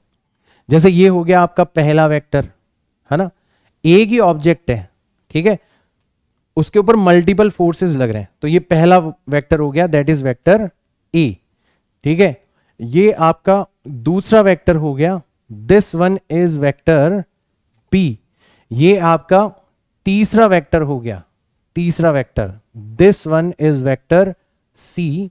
ठीक है, एंड ये आपका चौथा वेक्टर हो गया, ये आपका चौथा वेक्टर हो गया, this one is vector D. अभी एग्जांपल के लिए 4 वेक्टर ले लेते हैं। तो इतने सारे वेक्टर्स को आपको एक साथ क्या करना है? ऐड करना है, और आपको ये फाइंड आउट करना है कि इनका रिजल्टेंट कितना होगा। तो अब देखो, मैंने कोई तुम्हें टेक्निकल मेथड तो बताया नहीं, मैंने तो तुम्हें यही बताया ना कि वेक्टर का मतलब होता है आपको एक जगह से दूसरी जगह पर लेकर जाना। तो आप 1 बाय 1 एक एक वेक्टर को फॉलो करते चले जाओ। आप क्या करो, आप सबसे पहले वेक्टर के हिसाब से चलो। ठीक है, ऑर्डर कुछ भी हो सकता है, मैंने बताया था वेक्टर एडिशन में ऑर्डर मैटर नहीं करता। तो आपने क्या करा, पहले वेक्टर को फॉलो किया, इस वेक्टर को आपने फॉलो किया, तो अब यहां से चलना स्टार्ट करे थे, आप चलते चलते चलते चलते कहां पर आ गए, पहले वेक्टर को फॉलो करोगे आप यहां तक आ गए, या आपने पहले वेक्टर को फॉलो किया, एज इट इज उठा के यहां पर मैं लेके आ गया, फिर अब यहां तक आ गए आप। अब आप किसको फॉलो करोगे, इसको फॉलो करो, किसी को भी कर सकते हो बट अपन ऑर्डर के अंदर करते हैं, तो मैं इसको फॉलो करूंगा। तो अब मैं अगर इसको फॉलो करूंगा तो मैं यहां से चलते चलते, अगर इसको मैं फॉलो करूंगा तो यहां से चलते चलते चलते मैं कहां पर आ जाऊंगा, मैं यहां से चलते चलते इस पॉइंट तक आ जाऊंगा। पहले मैंने वेक्टर ए को फॉलो किया और अब मैंने वेक्टर बी को फॉलो किया। ठीक है, इसका मतलब जो वेक्टर मुझे यहां से यहां पहुंचा देगा, जो वेक्टर मुझे यहां से यहां पहुंचा देगा, वो पक्का किसके बराबर होगा, वो पक्का इन दोनों के सम के बराबर होगा। भाई आप पहले यहां से यहां गए, यहां से यहां गए, तो डायरेक्ट ये वाला वेक्टर किसको रिप्रेजेंट कर रहा है, डायरेक्ट ये वाला vector vector A plus B को रिप्रेजेंट कर रहा है। तो कई बार इसको आप ट्रायंगुलर लॉ के नाम से भी जानते हो, कि आप क्या करो, जिन दोनों वेक्टर्स को ऐड करना है उनको कॉन्जिक्यूटिव साइड्स, पहली साइड फिर उसके अगली साइड, कॉन्जिक्यूटिव साइड्स के रूप में ड्रॉ करो, तो जो थर्ड साइड होगी वो आपकी रिजल्टेंट को रिप्रेजेंट करेगी। बट मुझे वो लैंग्वेज बहुत टफ लगती है, मुझे आसान लैंग्वेज पसंद है, और मैं बच्चों को भी वही बताता हूं कि भाई पहले वेक्टर को फॉलो करो जो आपको यहां से यहां पहुंचा रहा है, और दूसरे वेक्टर को फॉलो करो जो आपको यहां से यहां पहुंचा रहा है, तो रिजल्टेंट कितना होगा, जो आपको डायरेक्ट यहां से यहां पर। कितनी आसान लैंग्वेज है, क्यों यूज करना बुक की लैंग्वेज जब हमारे पास में आसान लैंग्वेज है। ठीक है ना, अब चलो आ जाओ, दो से तो काम चलेगा नहीं, हमें तो चार वेक्टर्स को ऐड करना। अब अपन इस वाले वेक्टर को फॉलो करेंगे, ठीक है, यहां तक तो पहुंच चुके हैं, अब अपन इसको फॉलो करेंगे। तो ये यहां से हमारा जो वेक्टर सी है वो हमें कहां तक पहुंचा देगा, तो अब अपन वेक्टर सी के अलोंग चलते हैं। तो वेक्टर सी भाई साहब हमें देखो कहां तक, कितनी ऊंचाई तक ले जाएगा, मतलब ये सुभाष सर की तरह है आपकी जिंदगी में, ये आपको ऊंचाई तक लेके जाने वाला है। तो ये हो गया हमारा वेक्टर सी। अब हमने इसको फॉलो किया तो हम और आगे बढ़ गए, यहां से यहां आ गए। ठीक है, और लास्ट में हमने कौन से वाले वेक्टर को फॉलो किया, वेक्टर डी को फॉलो किया, वेक्टर डी को फॉलो किया। तो हम इस तरीके से वेक्टर डी को फॉलो करते करते करते करते अंत में कहां पर आ गए, अंत में हम यहां पर आ गए। ये हमने कौन से वाले वेक्टर को फॉलो किया है, वेक्टर डी को हमने फॉलो किया। ठीक है, अच्छा कोई आपसे पूछे कि बताओ ये वाला वेक्टर कौन सा होगा, कोई आपसे पूछे ये वाला वेक्टर कौन सा होगा, तो अब बच्चे पता है बहुत अजीब अजीब से तरीके से दिमाग लगाते हैं, कि उनको पढ़ाने वाले बहुत अजीब से तरीके से पढ़ाते हैं। अब मेरा तरीका जो आपके दिमाग में बैठा होगा, उससे आप क्या दिमाग लगाओगे कि यार ये वेक्टर हमें कहां से कहां पहुंचा रहा है, यहां से यहां पर, और यहां से यहां तक पहुंचने के लिए अपन इसका, इसका और इसका सहारा भी ले सकते हैं। मतलब पक्का ये जो वेक्टर है ये किसके इक्वल हो जाएगा, ये vector A plus vector B plus vector C. जो काम ये तीनों वेक्टर मिलके कर रहे हैं वो ये अकेला कर रहा है, हो गया रिजल्टेंट। लैंग्वेज टफ क्यों यूज करना, मुझे समझ में नहीं आता। और अगर आप डायरेक्ट यहां से यहां पहुंचोगे, डायरेक्ट आप यहां से चलना स्टार्ट किए और आप कहां पर पहुंच गए, आप चलते चलते चलते चलते चलते चलते कहां पर पहुंच गए, आप पहुंच गए आखिरी पॉइंट के ऊपर। मतलब आपने वो काम कर दिखाया जो इसने इसने इसने और इसने मिलके करा था। इसका मतलब पक्का ये जो वेक्टर है ये किसको रिप्रेजेंट करेगा, vector A plus vector B plus vector C plus vector D को रिप्रेजेंट करेगा। एंड यहां पर एक पॉलीगन बना, आप देख रहे हो इन सारी की सारी साइड्स को मिलाया तो क्या बना, एक पॉलीगन बना। That's why it is known as polygon law. But मैं अवॉइड कर रहा हूं भाई साहब, बुकिश लैंग्वेज मुझे यूज करनी नहीं है। तो आई होप आपने मेरी लैंग्वेज अगर पकड़ी होगी तो आपको लगेगा सर कुछ नया थोड़ी ना कर रहे हैं, आपने तो लास्ट लेक्चर में वेक्टर बताया था, उसका काम बताया था, हम तो अभी भी वही कर रहे हैं, कुछ नया है ही नहीं। हाँ ठीक है, आपने कह दिया तो हम नाम याद रख लेंगे पॉलीगन लॉ, बाकी हमें तो बस पता पड़ गया मेन चीज क्या है। आप 10 वेक्टर दे दोगे तो भी हम उसको फॉलो कर लेंगे। लेकिन अब ये पॉलीगन लॉ तो आ गया सभी बच्चों को, कोई दिक्कत नहीं है। ठीक है, इसका यूज क्वेश्चंस के अंदर कैसे होता है, इसके ऊपर बहुत प्यारे प्यारे क्वेश्चंस बन सकते हैं। जैसे मैं आपको एक एग्जांपल करवाता हूं, ये वाला क्वेश्चन देखो, from the figure the correct relation is. अब यहां पर मल्टीपल वेक्टर्स हैं, ये ए है, ये बी है, बहुत सारे वेक्टर्स हैं। तो अपन एक एक स्टेटमेंट को चेक करते हैं। देखो पहला स्टेटमेंट क्या है, A plus B plus E is equal to 0। ठीक है, तो हम देखते हैं कि ए बी और ई हमें कुल मिला के कहां तक लेके जाते हैं। तो हम पहले ए को फॉलो करेंगे, फिर वहां से बी को फॉलो करेंगे और वहां से ई को फॉलो करेंगे, देखते हैं हम कहां से कहां पहुंचते हैं। तो मैंने क्या करा, पहले ए को फॉलो किया तो मैं यहां से यहां पर आ गया, फिर मैंने बी को फॉलो किया तो मैं यहां से यहां पर आ गया, और फिर मैंने ई को फॉलो किया तो मैं यहां से यहां पर आ गया। मैं जहां से चला था वापस वहीं पर आ गया, तो रिजल्टेंट कितना हुआ मेरा, 0। इसका मतलब पहला स्टेटमेंट तो आपका ट्रू है, पहला स्टेटमेंट तो आपका ट्रू है। मजा आया? अब देखो ये वाला स्टेटमेंट है। अब आप बोलोगे सर ये थोड़ा अजीब सा है, हमें तो वेक्टर्स को ऐड करना आता है, तो इसको रीअरेंज कर लो। तो आपने क्या करा, ये लिखा हुआ है आपका c minus D is equal to minus A. कोई बात नहीं, आप उलझो मत। जीतने का सबसे बड़ा फॉर्मूला यही होता है कि अपनी ताकत वाले क्षेत्र में लेके आ जाओ दुश्मन को। तुम्हें डिफरेंस के साथ में खेलना नहीं आता तो तुम इसको एडिशन फॉर्मेट में कन्वर्ट करो। इसको कैसे लिखो, a को ले आओ इधर तो ये हो जाएगा आपका a प्लस सी, ये आपका पॉजिटिव हो जाएगा, और d को ले जाओ उधर तो ये हो जाएगा आपका d। तो ये स्टेटमेंट क्या कहना चाह रहा है, अगर आप मेरी लैंग्वेज यूज करोगे, बुकिश लैंग्वेज यूज नहीं करोगे, तो ये स्टेटमेंट क्या कहना चाह रहा है कि जो काम ए और सी मिलकर कर रहे हैं वो अकेला कौन कर देगा, डी कर देगा। देखते हैं, चेक करते हैं। तो हम सबसे पहले किसको फॉलो करते हैं, ए को। तो हम कहां से कहां आ गए, हम यहां से चल के यहां तक आ गए। फिर हम किसको फॉलो करेंगे, सी को, तो हम यहां से यहां पर आ जाएंगे। अब ए और सी ने हमें कहां से कहां पहुंचा दिया, यहां से यहां से यहां पर। शुरुआत में यहां थे, अब हम यहां पर। तुम नोटिस करो वाकई आपका वेक्टर डी भी यही काम कर रहा है, आपका वेक्टर डी भी आपको यहां से यहां पर पहुंचा रहा है।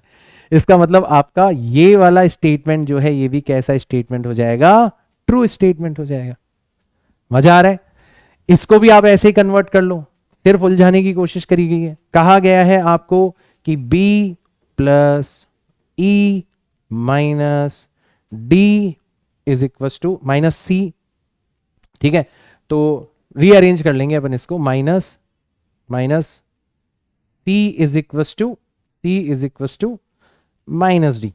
कोई बात नहीं, अभी ये अपने एरिया में नहीं है, पहले अपन इसको अपने एरिया में लेके आते हैं, सबको प्लस में कन्वर्ट करते हैं। तो ये हो जाएगा आपका b plus E is equal to, या प्लस डी कर लो, डी को आप इधर लेके आ जाओ, इज इक्वल टू सी। ऐसे आपने कन्वर्ट कर लिया इसको। अब इसको तो आप चेक कर ही सकते हो, ये स्टेटमेंट क्या कहना चाह रहा है, यही तो कहना चाह रहा है ना कि जो काम बी, ई और डी मिलके करने वाले हैं वो काम अकेला कौन कर सकता है, सी कर सकता है। तो अपन चेक करते हैं। तो देखो सबसे पहले अपन बी को फॉलो करते हैं, तो बी हमें कहां से कहां पहुंचा देगा, यहां से यहां पर पहुंचा देगा। फिर हम ई को फॉलो करते हैं जो कि हमें यहां से यहां पर पहुंचा देगा, और फिर हम डी को फॉलो करते हैं जो कि हमें यहां से यहां पर पहुंचा देगा। तो तीनों ने मिलके क्या काम किया, हमें यहां से यहां पर पहुंचा दिया। और आप नोटिस करो आपका वेक्टर सी भी यही काम कर रहा है, वो भी हमें यहां से यहां पर पहुंचा रहा है। इसका ये मतलब हो गया कि ये वाला स्टेटमेंट भी क्या है, ट्रू है। तीनों ही स्टेटमेंट्स ट्रू है। तो हम आंसर कौन सा टिक करके आएंगे, all of the above, option 4 हम यहां पर टिक करके आएंगे। This is the use of polygon law. आपको पॉलीगन लॉ रटाने वाले बहुत मिलेंगे, बट पॉलीगन लॉ को खेलना, मतलब पॉलीगन लॉ के साथ में आप खेल सको, और उस लैंग्वेज में जो कि आपको फिजिक्स की लैंग्वेज ना लगे। This is the power of these lectures, ये है इन लेक्चर्स की पावर। ठीक है, और पूरी फिजिक्स है भाई, मेरे खजाने में पूरी फिजिक्स है ऐसी। ठीक है ना, इसलिए इसको मैं ड्रीम प्रोजेक्ट मानता हूं मेरा, कि फाइनली मेरे ऊपर किसी प्लेटफॉर्म का दबाव नहीं है। बच्चे मुझसे बोलते हैं कि सर आपने फिजिक्स वाला दोबारा से ज्वाइन करने के लिए बोला था, क्यों नहीं कर रहे?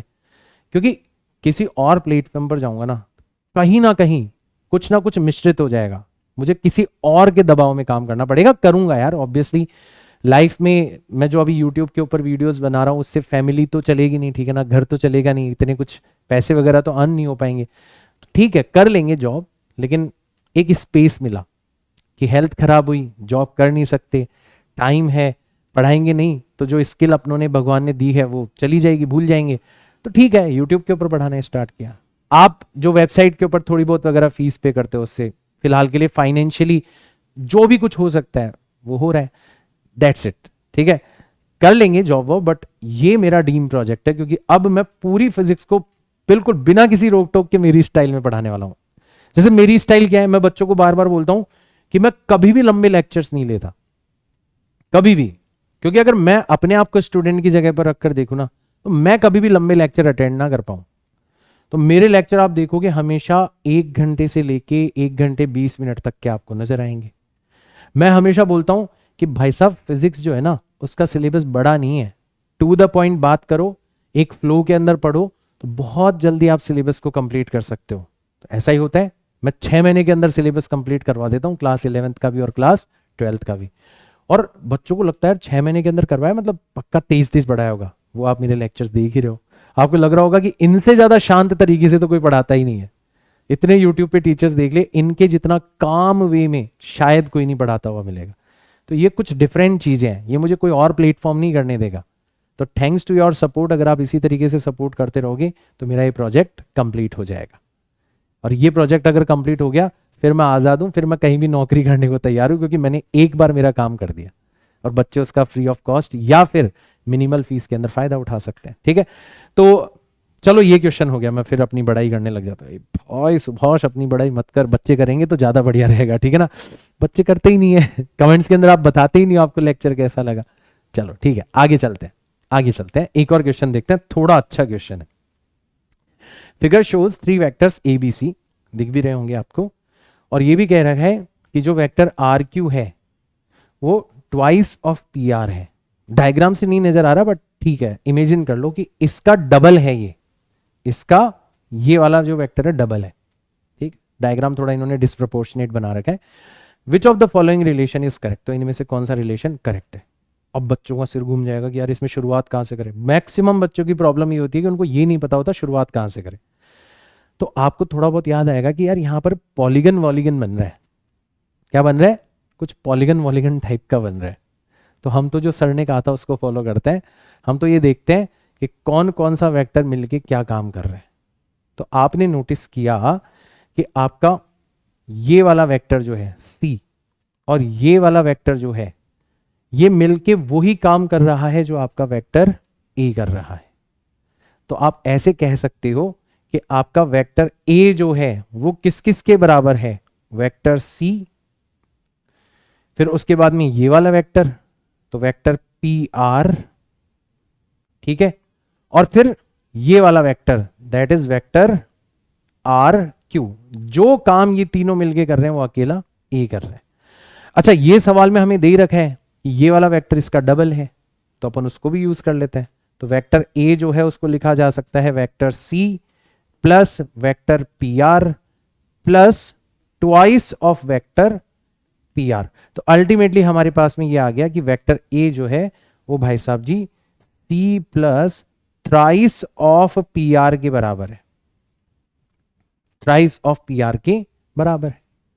ठीक, अच्छा अगर अपन यहां तक नहीं सिर्फ यहां तक जाते तो अपन क्या कहते, यहां से यहां तक कौन लेके जा रहा है सी, यहां से यहां तक कौन लेके जा रहा है पी आर, और ये दोनों मिलके जो काम कर रहे हैं वो अकेला बी कर रहा है, वो अकेला बी कर रहा है। तो आप ऐसे लिख सकते हो कि vector C plus vector P R ये दोनों मिलके जो काम कर रहे हैं वो अकेला कौन कर रहा है, वेक्टर बी कर रहा है।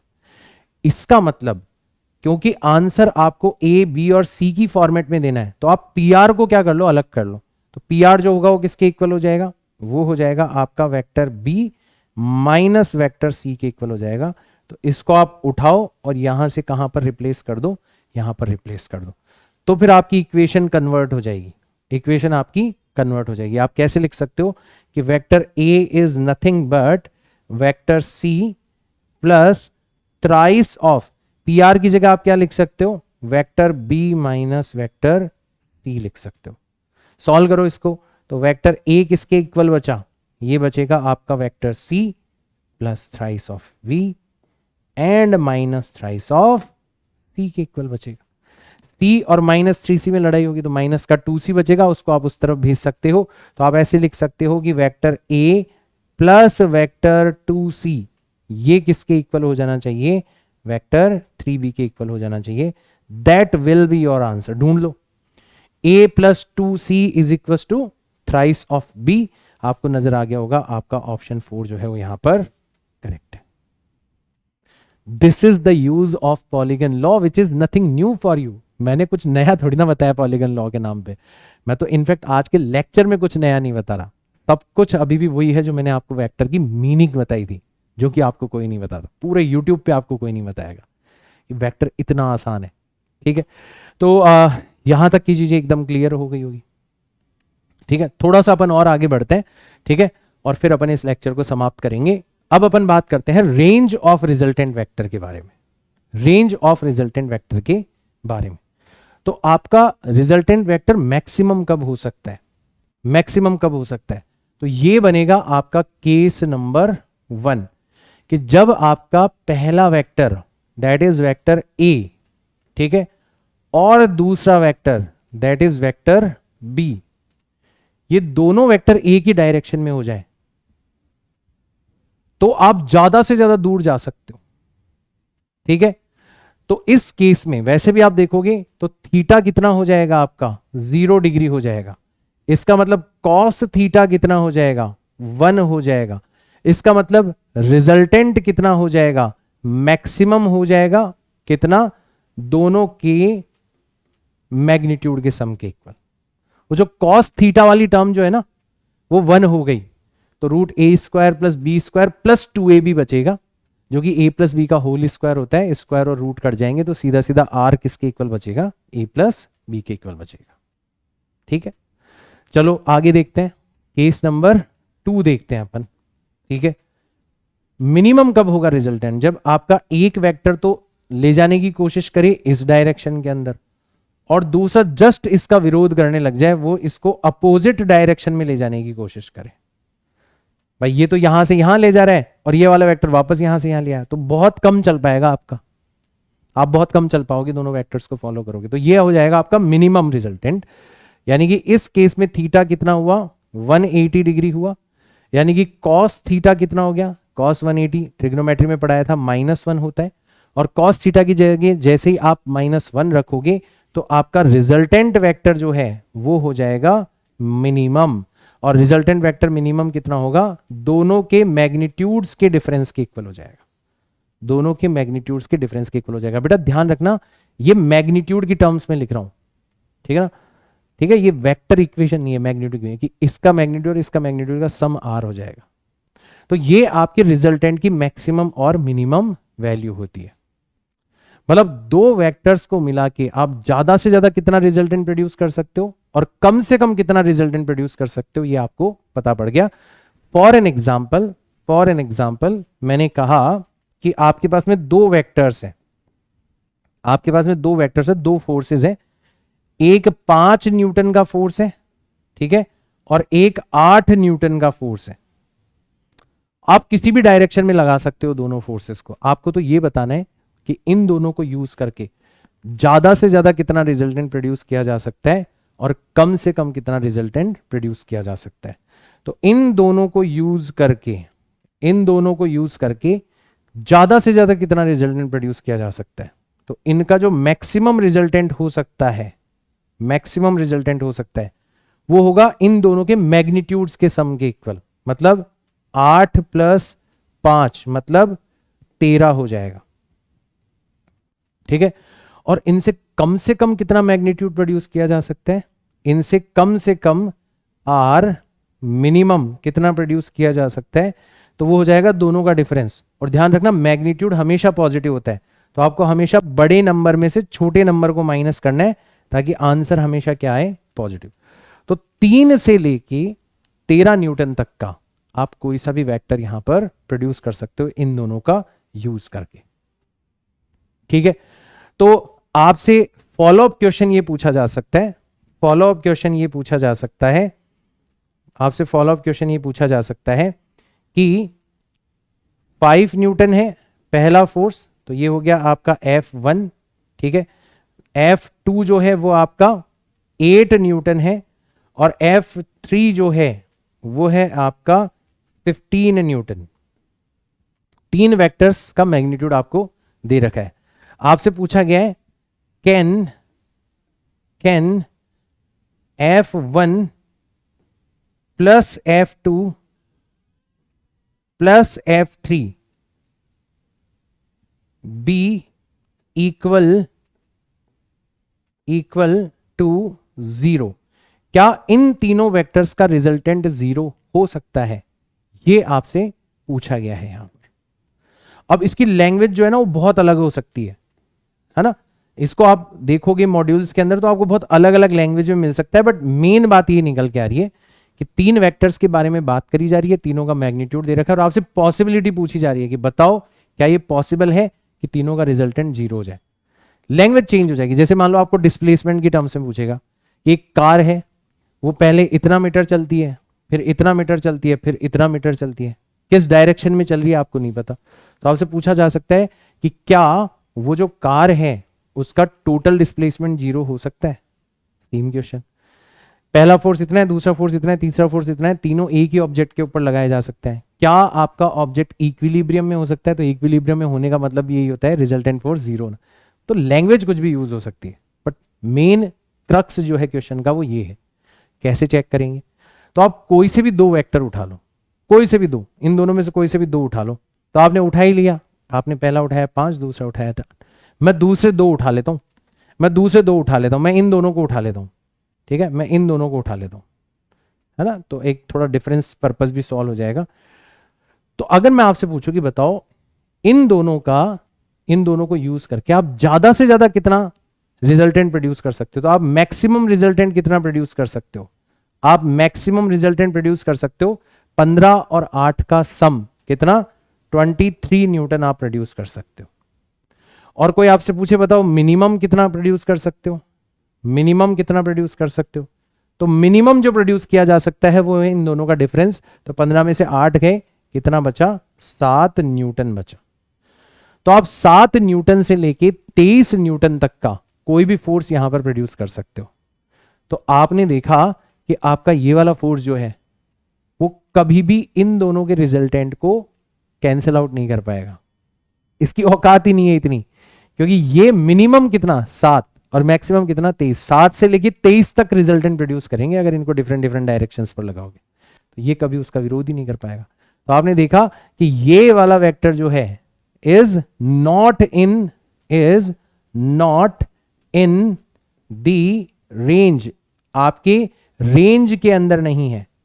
और रेंज के अंदर नहीं है इसका मतलब कभी भी ये वाला वेक्टर इन दोनों को अपोज नहीं कर पाएगा। इसका मतलब, इसका सीधा सीधा मतलब क्या हो गया, सीधा सीधा मतलब ये हो गया कि आपका F1 plus vector F2 and plus vector F3 ये तीनों मिला के कभी भी 0 नहीं हो सकते, कभी भी 0 नहीं हो सकते। अगर रेंज में होता तो फिर ये 0 हो सकते थे।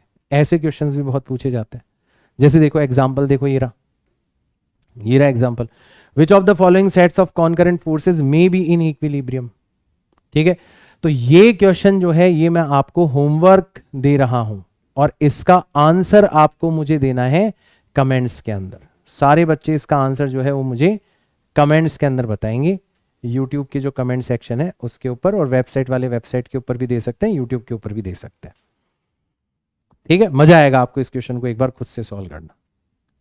चेक क्या करना है वो मैंने आपको बता दिया। तो इनमें से कौन सा सेट जो है वो इक्विलिब्रियम हो सकता है, मतलब कोई से भी दो पकड़ना, रेंज निकालना, तीसरा रेंज में होगा तो इक्विलिब्रियम हो जाएगा, नहीं हुआ तो नहीं हो पाएगा। तो यहाँ पर एक यूनिक आंसर मिलेगा तुम्हें। देखते हैं कितने बच्चे इसका सही आंसर कर पाते हैं। ठीक, यहां से आगे बढ़े, कुछ एक और स्पेशल केसेस के बारे में बात करें तो एक स्पेशल केस है आपका, ठीक है, कि इफ पहले वेक्टर का मैग्नीट्यूड और दूसरे वेक्टर का मैग्नीट्यूड दोनों इक्वल हो जाए, ठीक है, दोनों इक्वल हो जाए, लेट्स से x हो जाए, लेट्स से x हो जाए, मतलब both the vectors have equal magnitude, both the vectors have equal magnitudes.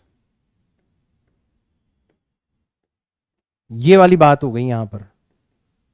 तो वैसे तो हमारे पास में फॉर्मूला है, हम उसका यूज कर सकते हैं, बट इक्वल मैग्नीट्यूड होने का मतलब क्या हुआ, रोम्बस।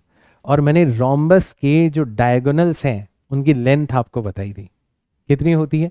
तो इस केस में कि अगर दोनों का मैग्नीट्यूड सेम है, इन दिस केस आपका जो रिजल्टेंट वेक्टर होगा इसका मतलब वेक्टर ए और वेक्टर बी का जो रिजल्टेंट है उसका जो मैग्नीट्यूड होगा वो कितना हो जाएगा। तो सीधा सीधा आप फॉर्मूला लगा सकते हो, twice of x multiplied by cos of angle between them divided by 2। ये कहां से आया, ये आपके मेन फॉर्मूला से आया, ठीक है।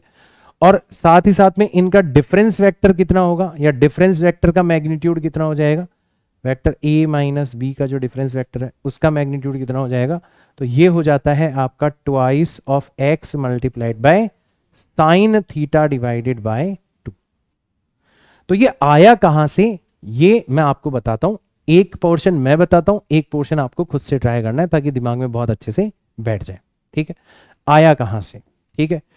तो हमारा जो मेन फॉर्मूला है वो तो हमें पता है, तो ये आया कहां से याद तो हम कर लेंगे सर, बट एक बार थोड़ा सा बता भी दो कि डायरेक्ट ये फॉर्मूला आया कहां से। तो हमारा मेन फॉर्मूला क्या था, हमारा मेन फॉर्मूला क्या था रिजल्टेंट का, मेन फॉर्मूला हमारा रिजल्टेंट का क्या था।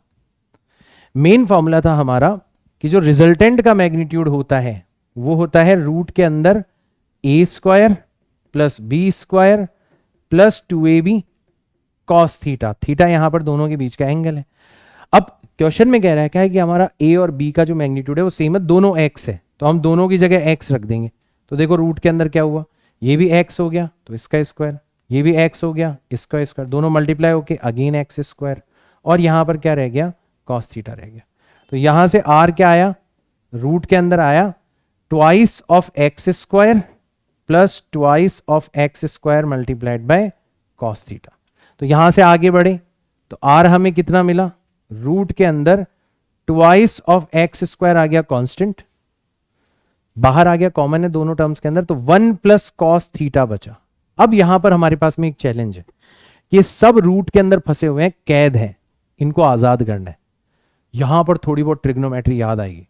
ट्रिग्नोमेट्री में मैंने बताया था कि कैसे आप सिंगल पावर टर्म को स्क्वायर टर्म में कन्वर्ट कर सकते हो, कॉस 2 थीटा वाली प्रॉपर्टी अगर आपको याद हो तो मैंने आपको बताया था ट्रिग्नोमेट्री के अंदर कि 1 plus cos 2x divided by 2 जो होता है वो हमेशा twice of cos, sorry twice तो मैंने नीचे ले लिया, वो हमेशा कॉस स्क्वायर एक्स के बराबर होता है, वो हमेशा कॉस स्क्वायर एक्स के बराबर होता है। ये प्रॉपर्टी मैंने आपको ट्रिग्नोमेट्री के अंदर पढ़ाई थी ना। और आप जब करोगे दूसरे वाले को खुद से तो उसमें 1 माइनस कॉस 2x बनेगा डिवाइडेड बाय 2, ये किसके इक्वल हो जाता है, ये साइन स्क्वायर एक्स के इक्वल।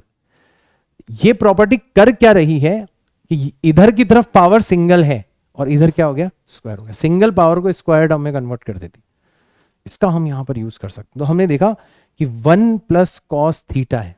प्रॉपर्टी क्या कहती है, प्रॉपर्टी ये कहती है कि 2 तो चलो इधर चला जाएगा, प्रॉपर्टी ये कहती है कि जब भी आपको 1 प्लस कॉस ऑफ समथिंग दिखाई दे तो किसके इक्वल हो जाएगा, ट्वाइस, मतलब ये 2 आ जाएगा बाहर, कॉस का हो जाएगा स्क्वायर, और जो भी एंगल था वो आधा हो जाएगा, जो भी एंगल था वो आधा हो जाएगा। तो सेम चीज आप यहां पर करो तो देखो क्या हुआ। तो आप रिजल्टेंट को कैसे लिख सकते हो, आप लिख सकते हो रूट के अंदर आप लिख सकते हो ट्वाइस ऑफ एक्स स्क्वायर, ये तो पहले से ही था, 1 प्लस कॉस थीटा को आपको स्क्वायर बनाना है तो रूल क्या कहता है, पहले तो आ जाएगा 2, ये 2 जो है वो उधर चला गया, फिर कॉस का हो जाएगा स्क्वायर, भाई कर दिया आपने कॉस का स्क्वायर, और जो भी अंदर एंगल है वो हो जाएगा हाफ, पहले 2x था उधर कितना रह गया, x रह गया, तो आपका एंगल थीटा था तो थीटा का हाफ कितना रह गया, थीटा डिवाइडेड बाय 2। अब देखो सब रूट से बाहर आ जाएंगे, देखो 2 और 2 मिलके 4, तो 4 का रूट कितना आ गया बाहर, 2 आ गया, एक्स स्क्वायर का रूट कितना आ गया बाहर, x आ गया, और कॉस स्क्वायर का रूट कितना आ गया, कॉस आ गया, थीटा डिवाइडेड बाय 2।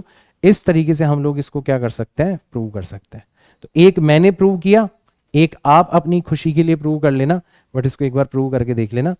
अगेन हमें तो इसको हथियार के तौर पर डायरेक्ट यूज करना है सवालों के अंदर, ठीक है। जैसे देखो कितने प्यारे सवाल बनाए जा सकते हैं, ये सवाल देखो बहुत पॉपुलर क्वेश्चन है, vector of length L is turned through the angle theta about its tail. मतलब आपका कोई वेक्टर जो है ना वो ऐसा था, ये रहा। अब इसकी लैंग्वेज बहुत अलग अलग हो सकती है ये सर्कुलर मोशन में भी आपको नजर आएगा क्वेश्चन, ये आपको काइनेमेटिक्स में भी नजर आएगा, बट है सेम, ठीक है ना। तो ये आपका एक वेक्टर है और इसकी लेंथ मतलब इसका मैग्नीट्यूड कितना है, एल है, इसका मैग्नीट्यूड कितना है, एल है। अब आपने क्या करा, इसको रोटेट किया आपने, ठीक है, और रोटेट करके आप कहां पर आ गए, इसको यहां पर लेकर आ गए, रोटेट करके। तो आपने इसको रोटेट किया थ्रू एंगल थीटा, तो आपने इसको रोटेट किया कितने एंगल से, यहां से लेके यहां तक आपने थीटा एंगल से रोटेट किया, ठीक है। What is the change in the position of vector of its head, तो इसका हेड जो है वो यहां से कहां पर चला गया, यहां पर, मतलब हमें ये वाली चीज फाइंड आउट करनी है, हमें ये वाली चीज फाइंड आउट करनी है।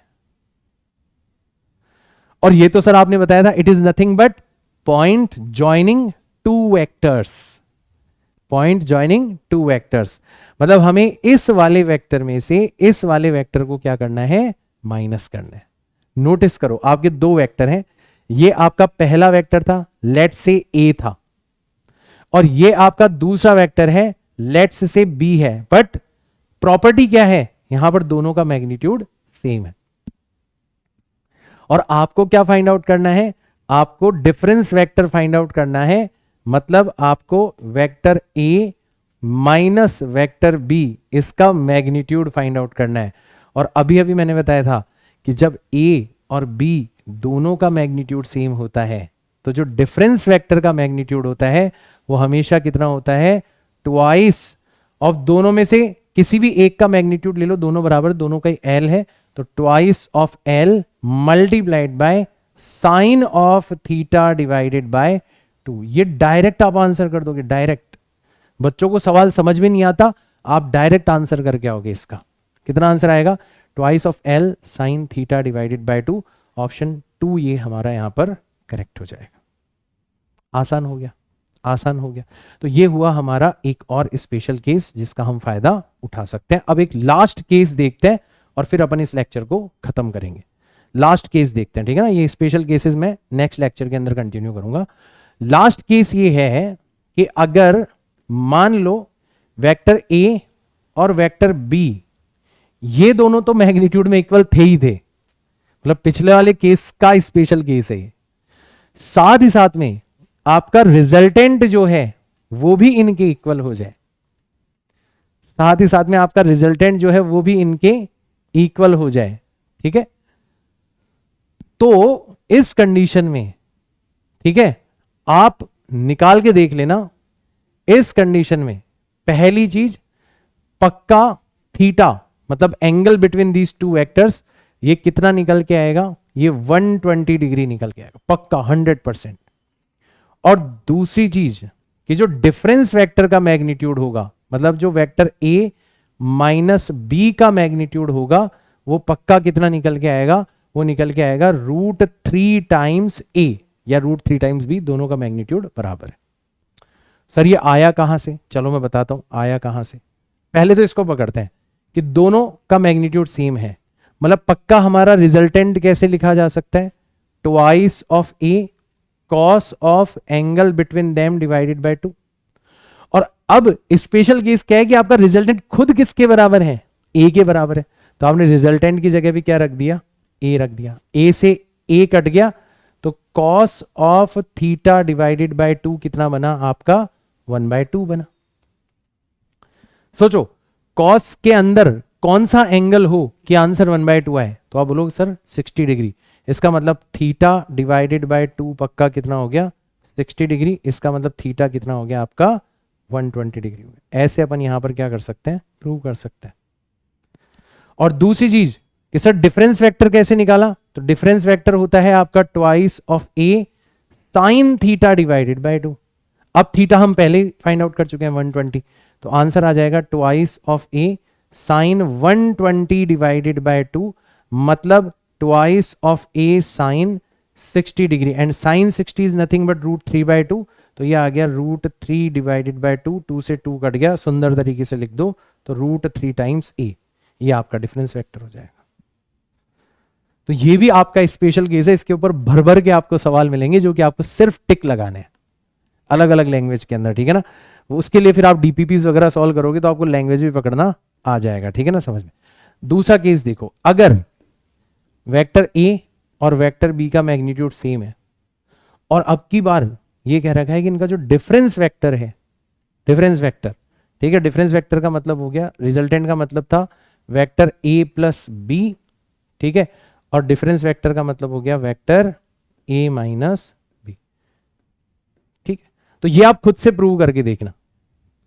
तो अब की बार क्या होगा, अगेन पहली चीज कि अब की बार आपका एंगल कितना हो जाएगा, 60 डिग्री हो जाएगा दोनों वेक्टर्स के बीच का एंगल कितना हो जाएगा, 60 डिग्री। और दूसरी चीज कि अब की बार आपका जो रिजल्टेंट वेक्टर है वो √3 टाइम्स ए हो जाएगा। अब की बार रिजल्टेंट वेक्टर √3 टाइम्स ए हो जाएगा। करके देखना आप भाई। अब की बार क्या करना, एस की जगह ए रख देना, ए से ए कट जाएगा, साइन θ/2 1/2 के इक्वल आ जाएगा, और θ/2 1/2 के इक्वल है मतलब θ/2 30 डिग्री, तो मैंने बता दिया थीटा 60 डिग्री आएगा। और फिर यहाँ पे थीटा 60 रख के देख लेना, cos 30 बनेगा। सेम प्रोसीजर है, आप खुद से प्रूव करना, आपका थोड़ा कॉन्फिडेंस भी बढ़ेगा, ठीक है ना। तो ये चीज आपको होते हुए नजर आएगी, ये चीज आपको होते हुए नजर आएगी। तो ये दोनों स्पेशल केसेस जो है ना, इनके ऊपर भी भर भर के आपको सवाल मिलते हैं। मैं बताता हूं, देखो ऐसा क्वेश्चन आपसे पूछा जा सकता है, vector A and B are such that कि ये रिजल्टेंट का मैग्नीट्यूड, ये पहले वेक्टर का मैग्नीट्यूड, ये दूसरे वेक्टर का मैग्नीट्यूड, तीनों आपस में बराबर है। आपको पता पड़ेगा कौन सी कंडीशन है, आपकी स्पेशल कंडीशन है। और इस कंडीशन में दो चीजें बताई थी सर ने, पहला कि थीटा हो जाता है 120 डिग्री, तो वो भी सवाल पूछा जा सकता था। और दूसरी कंडीशन बताई थी कि आपका जो डिफरेंस वेक्टर है वो √3 टाइम्स ए हो जाता है। ऑप्शन 4, जस्ट टिक लगाना है, जस्ट टिक लगाना है। ये क्वेश्चन देखो, थोड़ा और लैंग्वेज को कॉम्प्लिकेट करने की कोशिश करेगा। आपको कह रखा है P = Q = R and P + Q = R, तो मतलब रिजल्टेंट वेक्टर और दोनों वेक्टर का मैग्नीट्यूड आपस में इक्वल। आपको पता पड़ गया 120 वाला केस है। Then the angle between P and R is θ1। P और R के बीच का एंगल पूछ रहा है बेटा, ये P और R के बीच का, मतलब हमें पता पड़ गया कि ये 120 डिग्री वाला केस है। कैसा केस है, ये कुछ ऐसा केस है कि ये हो गया आपका वेक्टर P, ये हो गया आपका वेक्टर, सॉरी उल्टा बना दिया मैंने, ये हो गया आपका वेक्टर Q, ये हो गया आपका वेक्टर Q। देखो दोनों का मैग्नीट्यूड सेम है और दोनों के बीच का एंगल कितना है, 120 डिग्री। तब जाके इनका जो रिजल्टेंट होगा वो भी इक्वल मैग्नीट्यूड का होगा। अगर आप पैरेललोग्राम भी बनाओगे ना, देखो पैरेललोग्राम भी बना के देख लो, भले ही आप पैरेललोग्राम भी बना के देख लो, पक्का इनका जो रिजल्टेंट निकल के आएगा वो इन दोनों के ही इक्वल होगा। तो इनका रिजल्टेंट R जो होगा वो भी यहां पर क्या हो गया, इक्वल। तो अब ये कह रहे हैं कि P और R, क्वेश्चन को बहुत ध्यान से पढ़ना, कि P और R के बीच का एंगल θ1 है। मतलब हमसे इस वाले एंगल के बारे में बात हो रही है, ये वाले एंगल के बारे में। तो ये वाला एंगल कितना हो जाएगा, टोटल 120 है और 120 का आधा कितना हो जाएगा, 120 का आधा हो जाएगा 60 डिग्री। ये वाला एंगल कितना हो जाएगा, 60। तो एक तो हमें बता दिया गया है कि θ1 जो है वो कितना है, 60 डिग्री है। पकड़ना सीखो क्वेश्चन को, ठीक है ना। और अब कह रखा है कि P + Q + R = 0। अब देखो इसका मतलब क्या हो गया कि P, Q और R तीनों मिला के हमें वापस घूम फिर के वहीं ले आएंगे। तो मतलब कुछ ऐसा सिचुएशन बन रहा है, तीनों का मैग्नीट्यूड तो सेम है ही। अब की बार ऐसी सिचुएशन मिल रही है कि हमें पहले P कहां से कहां पहुंचाएगा, हमें P यहां से यहां पहुंचाएगा, ठीक है। और Q कहां से कहां पहुंचाएगा, Q हमें यहां से यहां पर पहुंचाएगा, इस जगह पर पहुंचाएगा। और R जो है वो हमें घूम फिर के वापस कहां पर ले आएगा, R जो है वो घूम फिर के हमें वापस से यहां पर ले आएगा। यही तो कहना चाह रहे हैं, यही तो कहना चाह रहे हैं। This situation is for what, this situation is for P + Q = R, difference समझो बेटा। And this situation is for what, this situation is for P + Q + R is equals to 0 degree, 0 not degree, 0। पहले यहां से आ गए, यहां से आ गए, यहां से आ गए, तो अंत में वहीं पहुंच गए। और तीनों की लेंथ बराबर है, मतलब कैसा ट्रायंगल बनेगा, इक्विलैटरल ट्रायंगल बनेगा। ये कैसा ट्रायंगल बनेगा, ये एक इक्विलैटरल ट्रायंगल यहां पर बनेगा। This is equilateral triangle. और अगर इक्विलैटरल ट्रायंगल है तो एंगल्स कितने होते हैं आपके, 60 डिग्री। तो ये वाला भी 60 डिग्री हो जाएगा, ये वाला भी 60 डिग्री हो जाएगा और ये वाला भी कितना हो जाएगा, 60 डिग्री हो जाएगा। तो ये बोल रहा है कि अब की बार P और R के बीच का एंगल को क्या लिखा है इन्होंने, थीटा। तो ध्यान रखना P और R के बीच का एंगल, तो ये रहा आपका P और ये रहा आपका R। ध्यान रखो यहां पर टेल और हेड है। मैंने क्या बताया था, मैंने बताया था एंगल कब लेते हैं, जब दोनों की टेल्स एक जगह पर हो। तो हम क्या करेंगे, इस R को उठा के यहां पर ले आएंगे ताकि दोनों की टेल्स क्या हो जाए, एक जगह पर हो जाए। ये हो गया R, इसको उठा के हम यहां पर लेके आए। अब दोनों की पूंछ एक जगह हो गई। अब देखेंगे ये अगर 60 है तो ये पक्का कितना हो जाएगा, 120 डिग्री हो जाएगा। ये है हमारा थीटा 2। तो अब हमें पता पड़ गया कि थीटा 2 जो है वो कितना हो गया, थीटा 2 हो गया यहां पर 120 डिग्री। तो ये पता पड़ गया कि थीटा 2 जो है वो ट्वाइस ऑफ थीटा 1 के इक्वल है, या थीटा 1 जो है वो थीटा 2 डिवाइडेड बाय 2 के इक्वल है। दोनों में से जो भी आपको आंसर हो वो देख लेना कि थीटा 1 जो है वो थीटा 2 डिवाइडेड बाय 2 के इक्वल है। आपका ऑप्शन नंबर 2 जो है वो आपको यहां पर करेक्ट होता हुआ नजर आएगा। तो आज का लेक्चर लंबा हो जाएगा, ऑलरेडी इट इज 1.5 आवर्स, तो थोड़ा सा 10 मिनट में ऑलरेडी लंबा लेक्चर ले चुका हूं, बट ये केसेस जो हैं ये आपको पावर फील कराएंगे कि यार कैसे इनका यूज करके आप जो क्वेश्चंस पहले आपको स्ट्रगल करने पड़ते थे उनका डायरेक्ट आंसर कर सकते हो। फिलहाल के लिए लेक्चर को यहीं पर समाप्त करूंगा। नेक्स्ट लेक्चर के अंदर और स्पेशल केसेस के बारे में बात करेंगे and you will feel empowered. तुम्हें लगेगा कि यार कोई क्वेश्चन है ही नहीं जो हम डायरेक्ट नहीं कर सकते। मिलते हैं अपन नेक्स्ट क्लास के अंदर, तब तक के लिए tata bye bye, see all in next class. जय हिंद।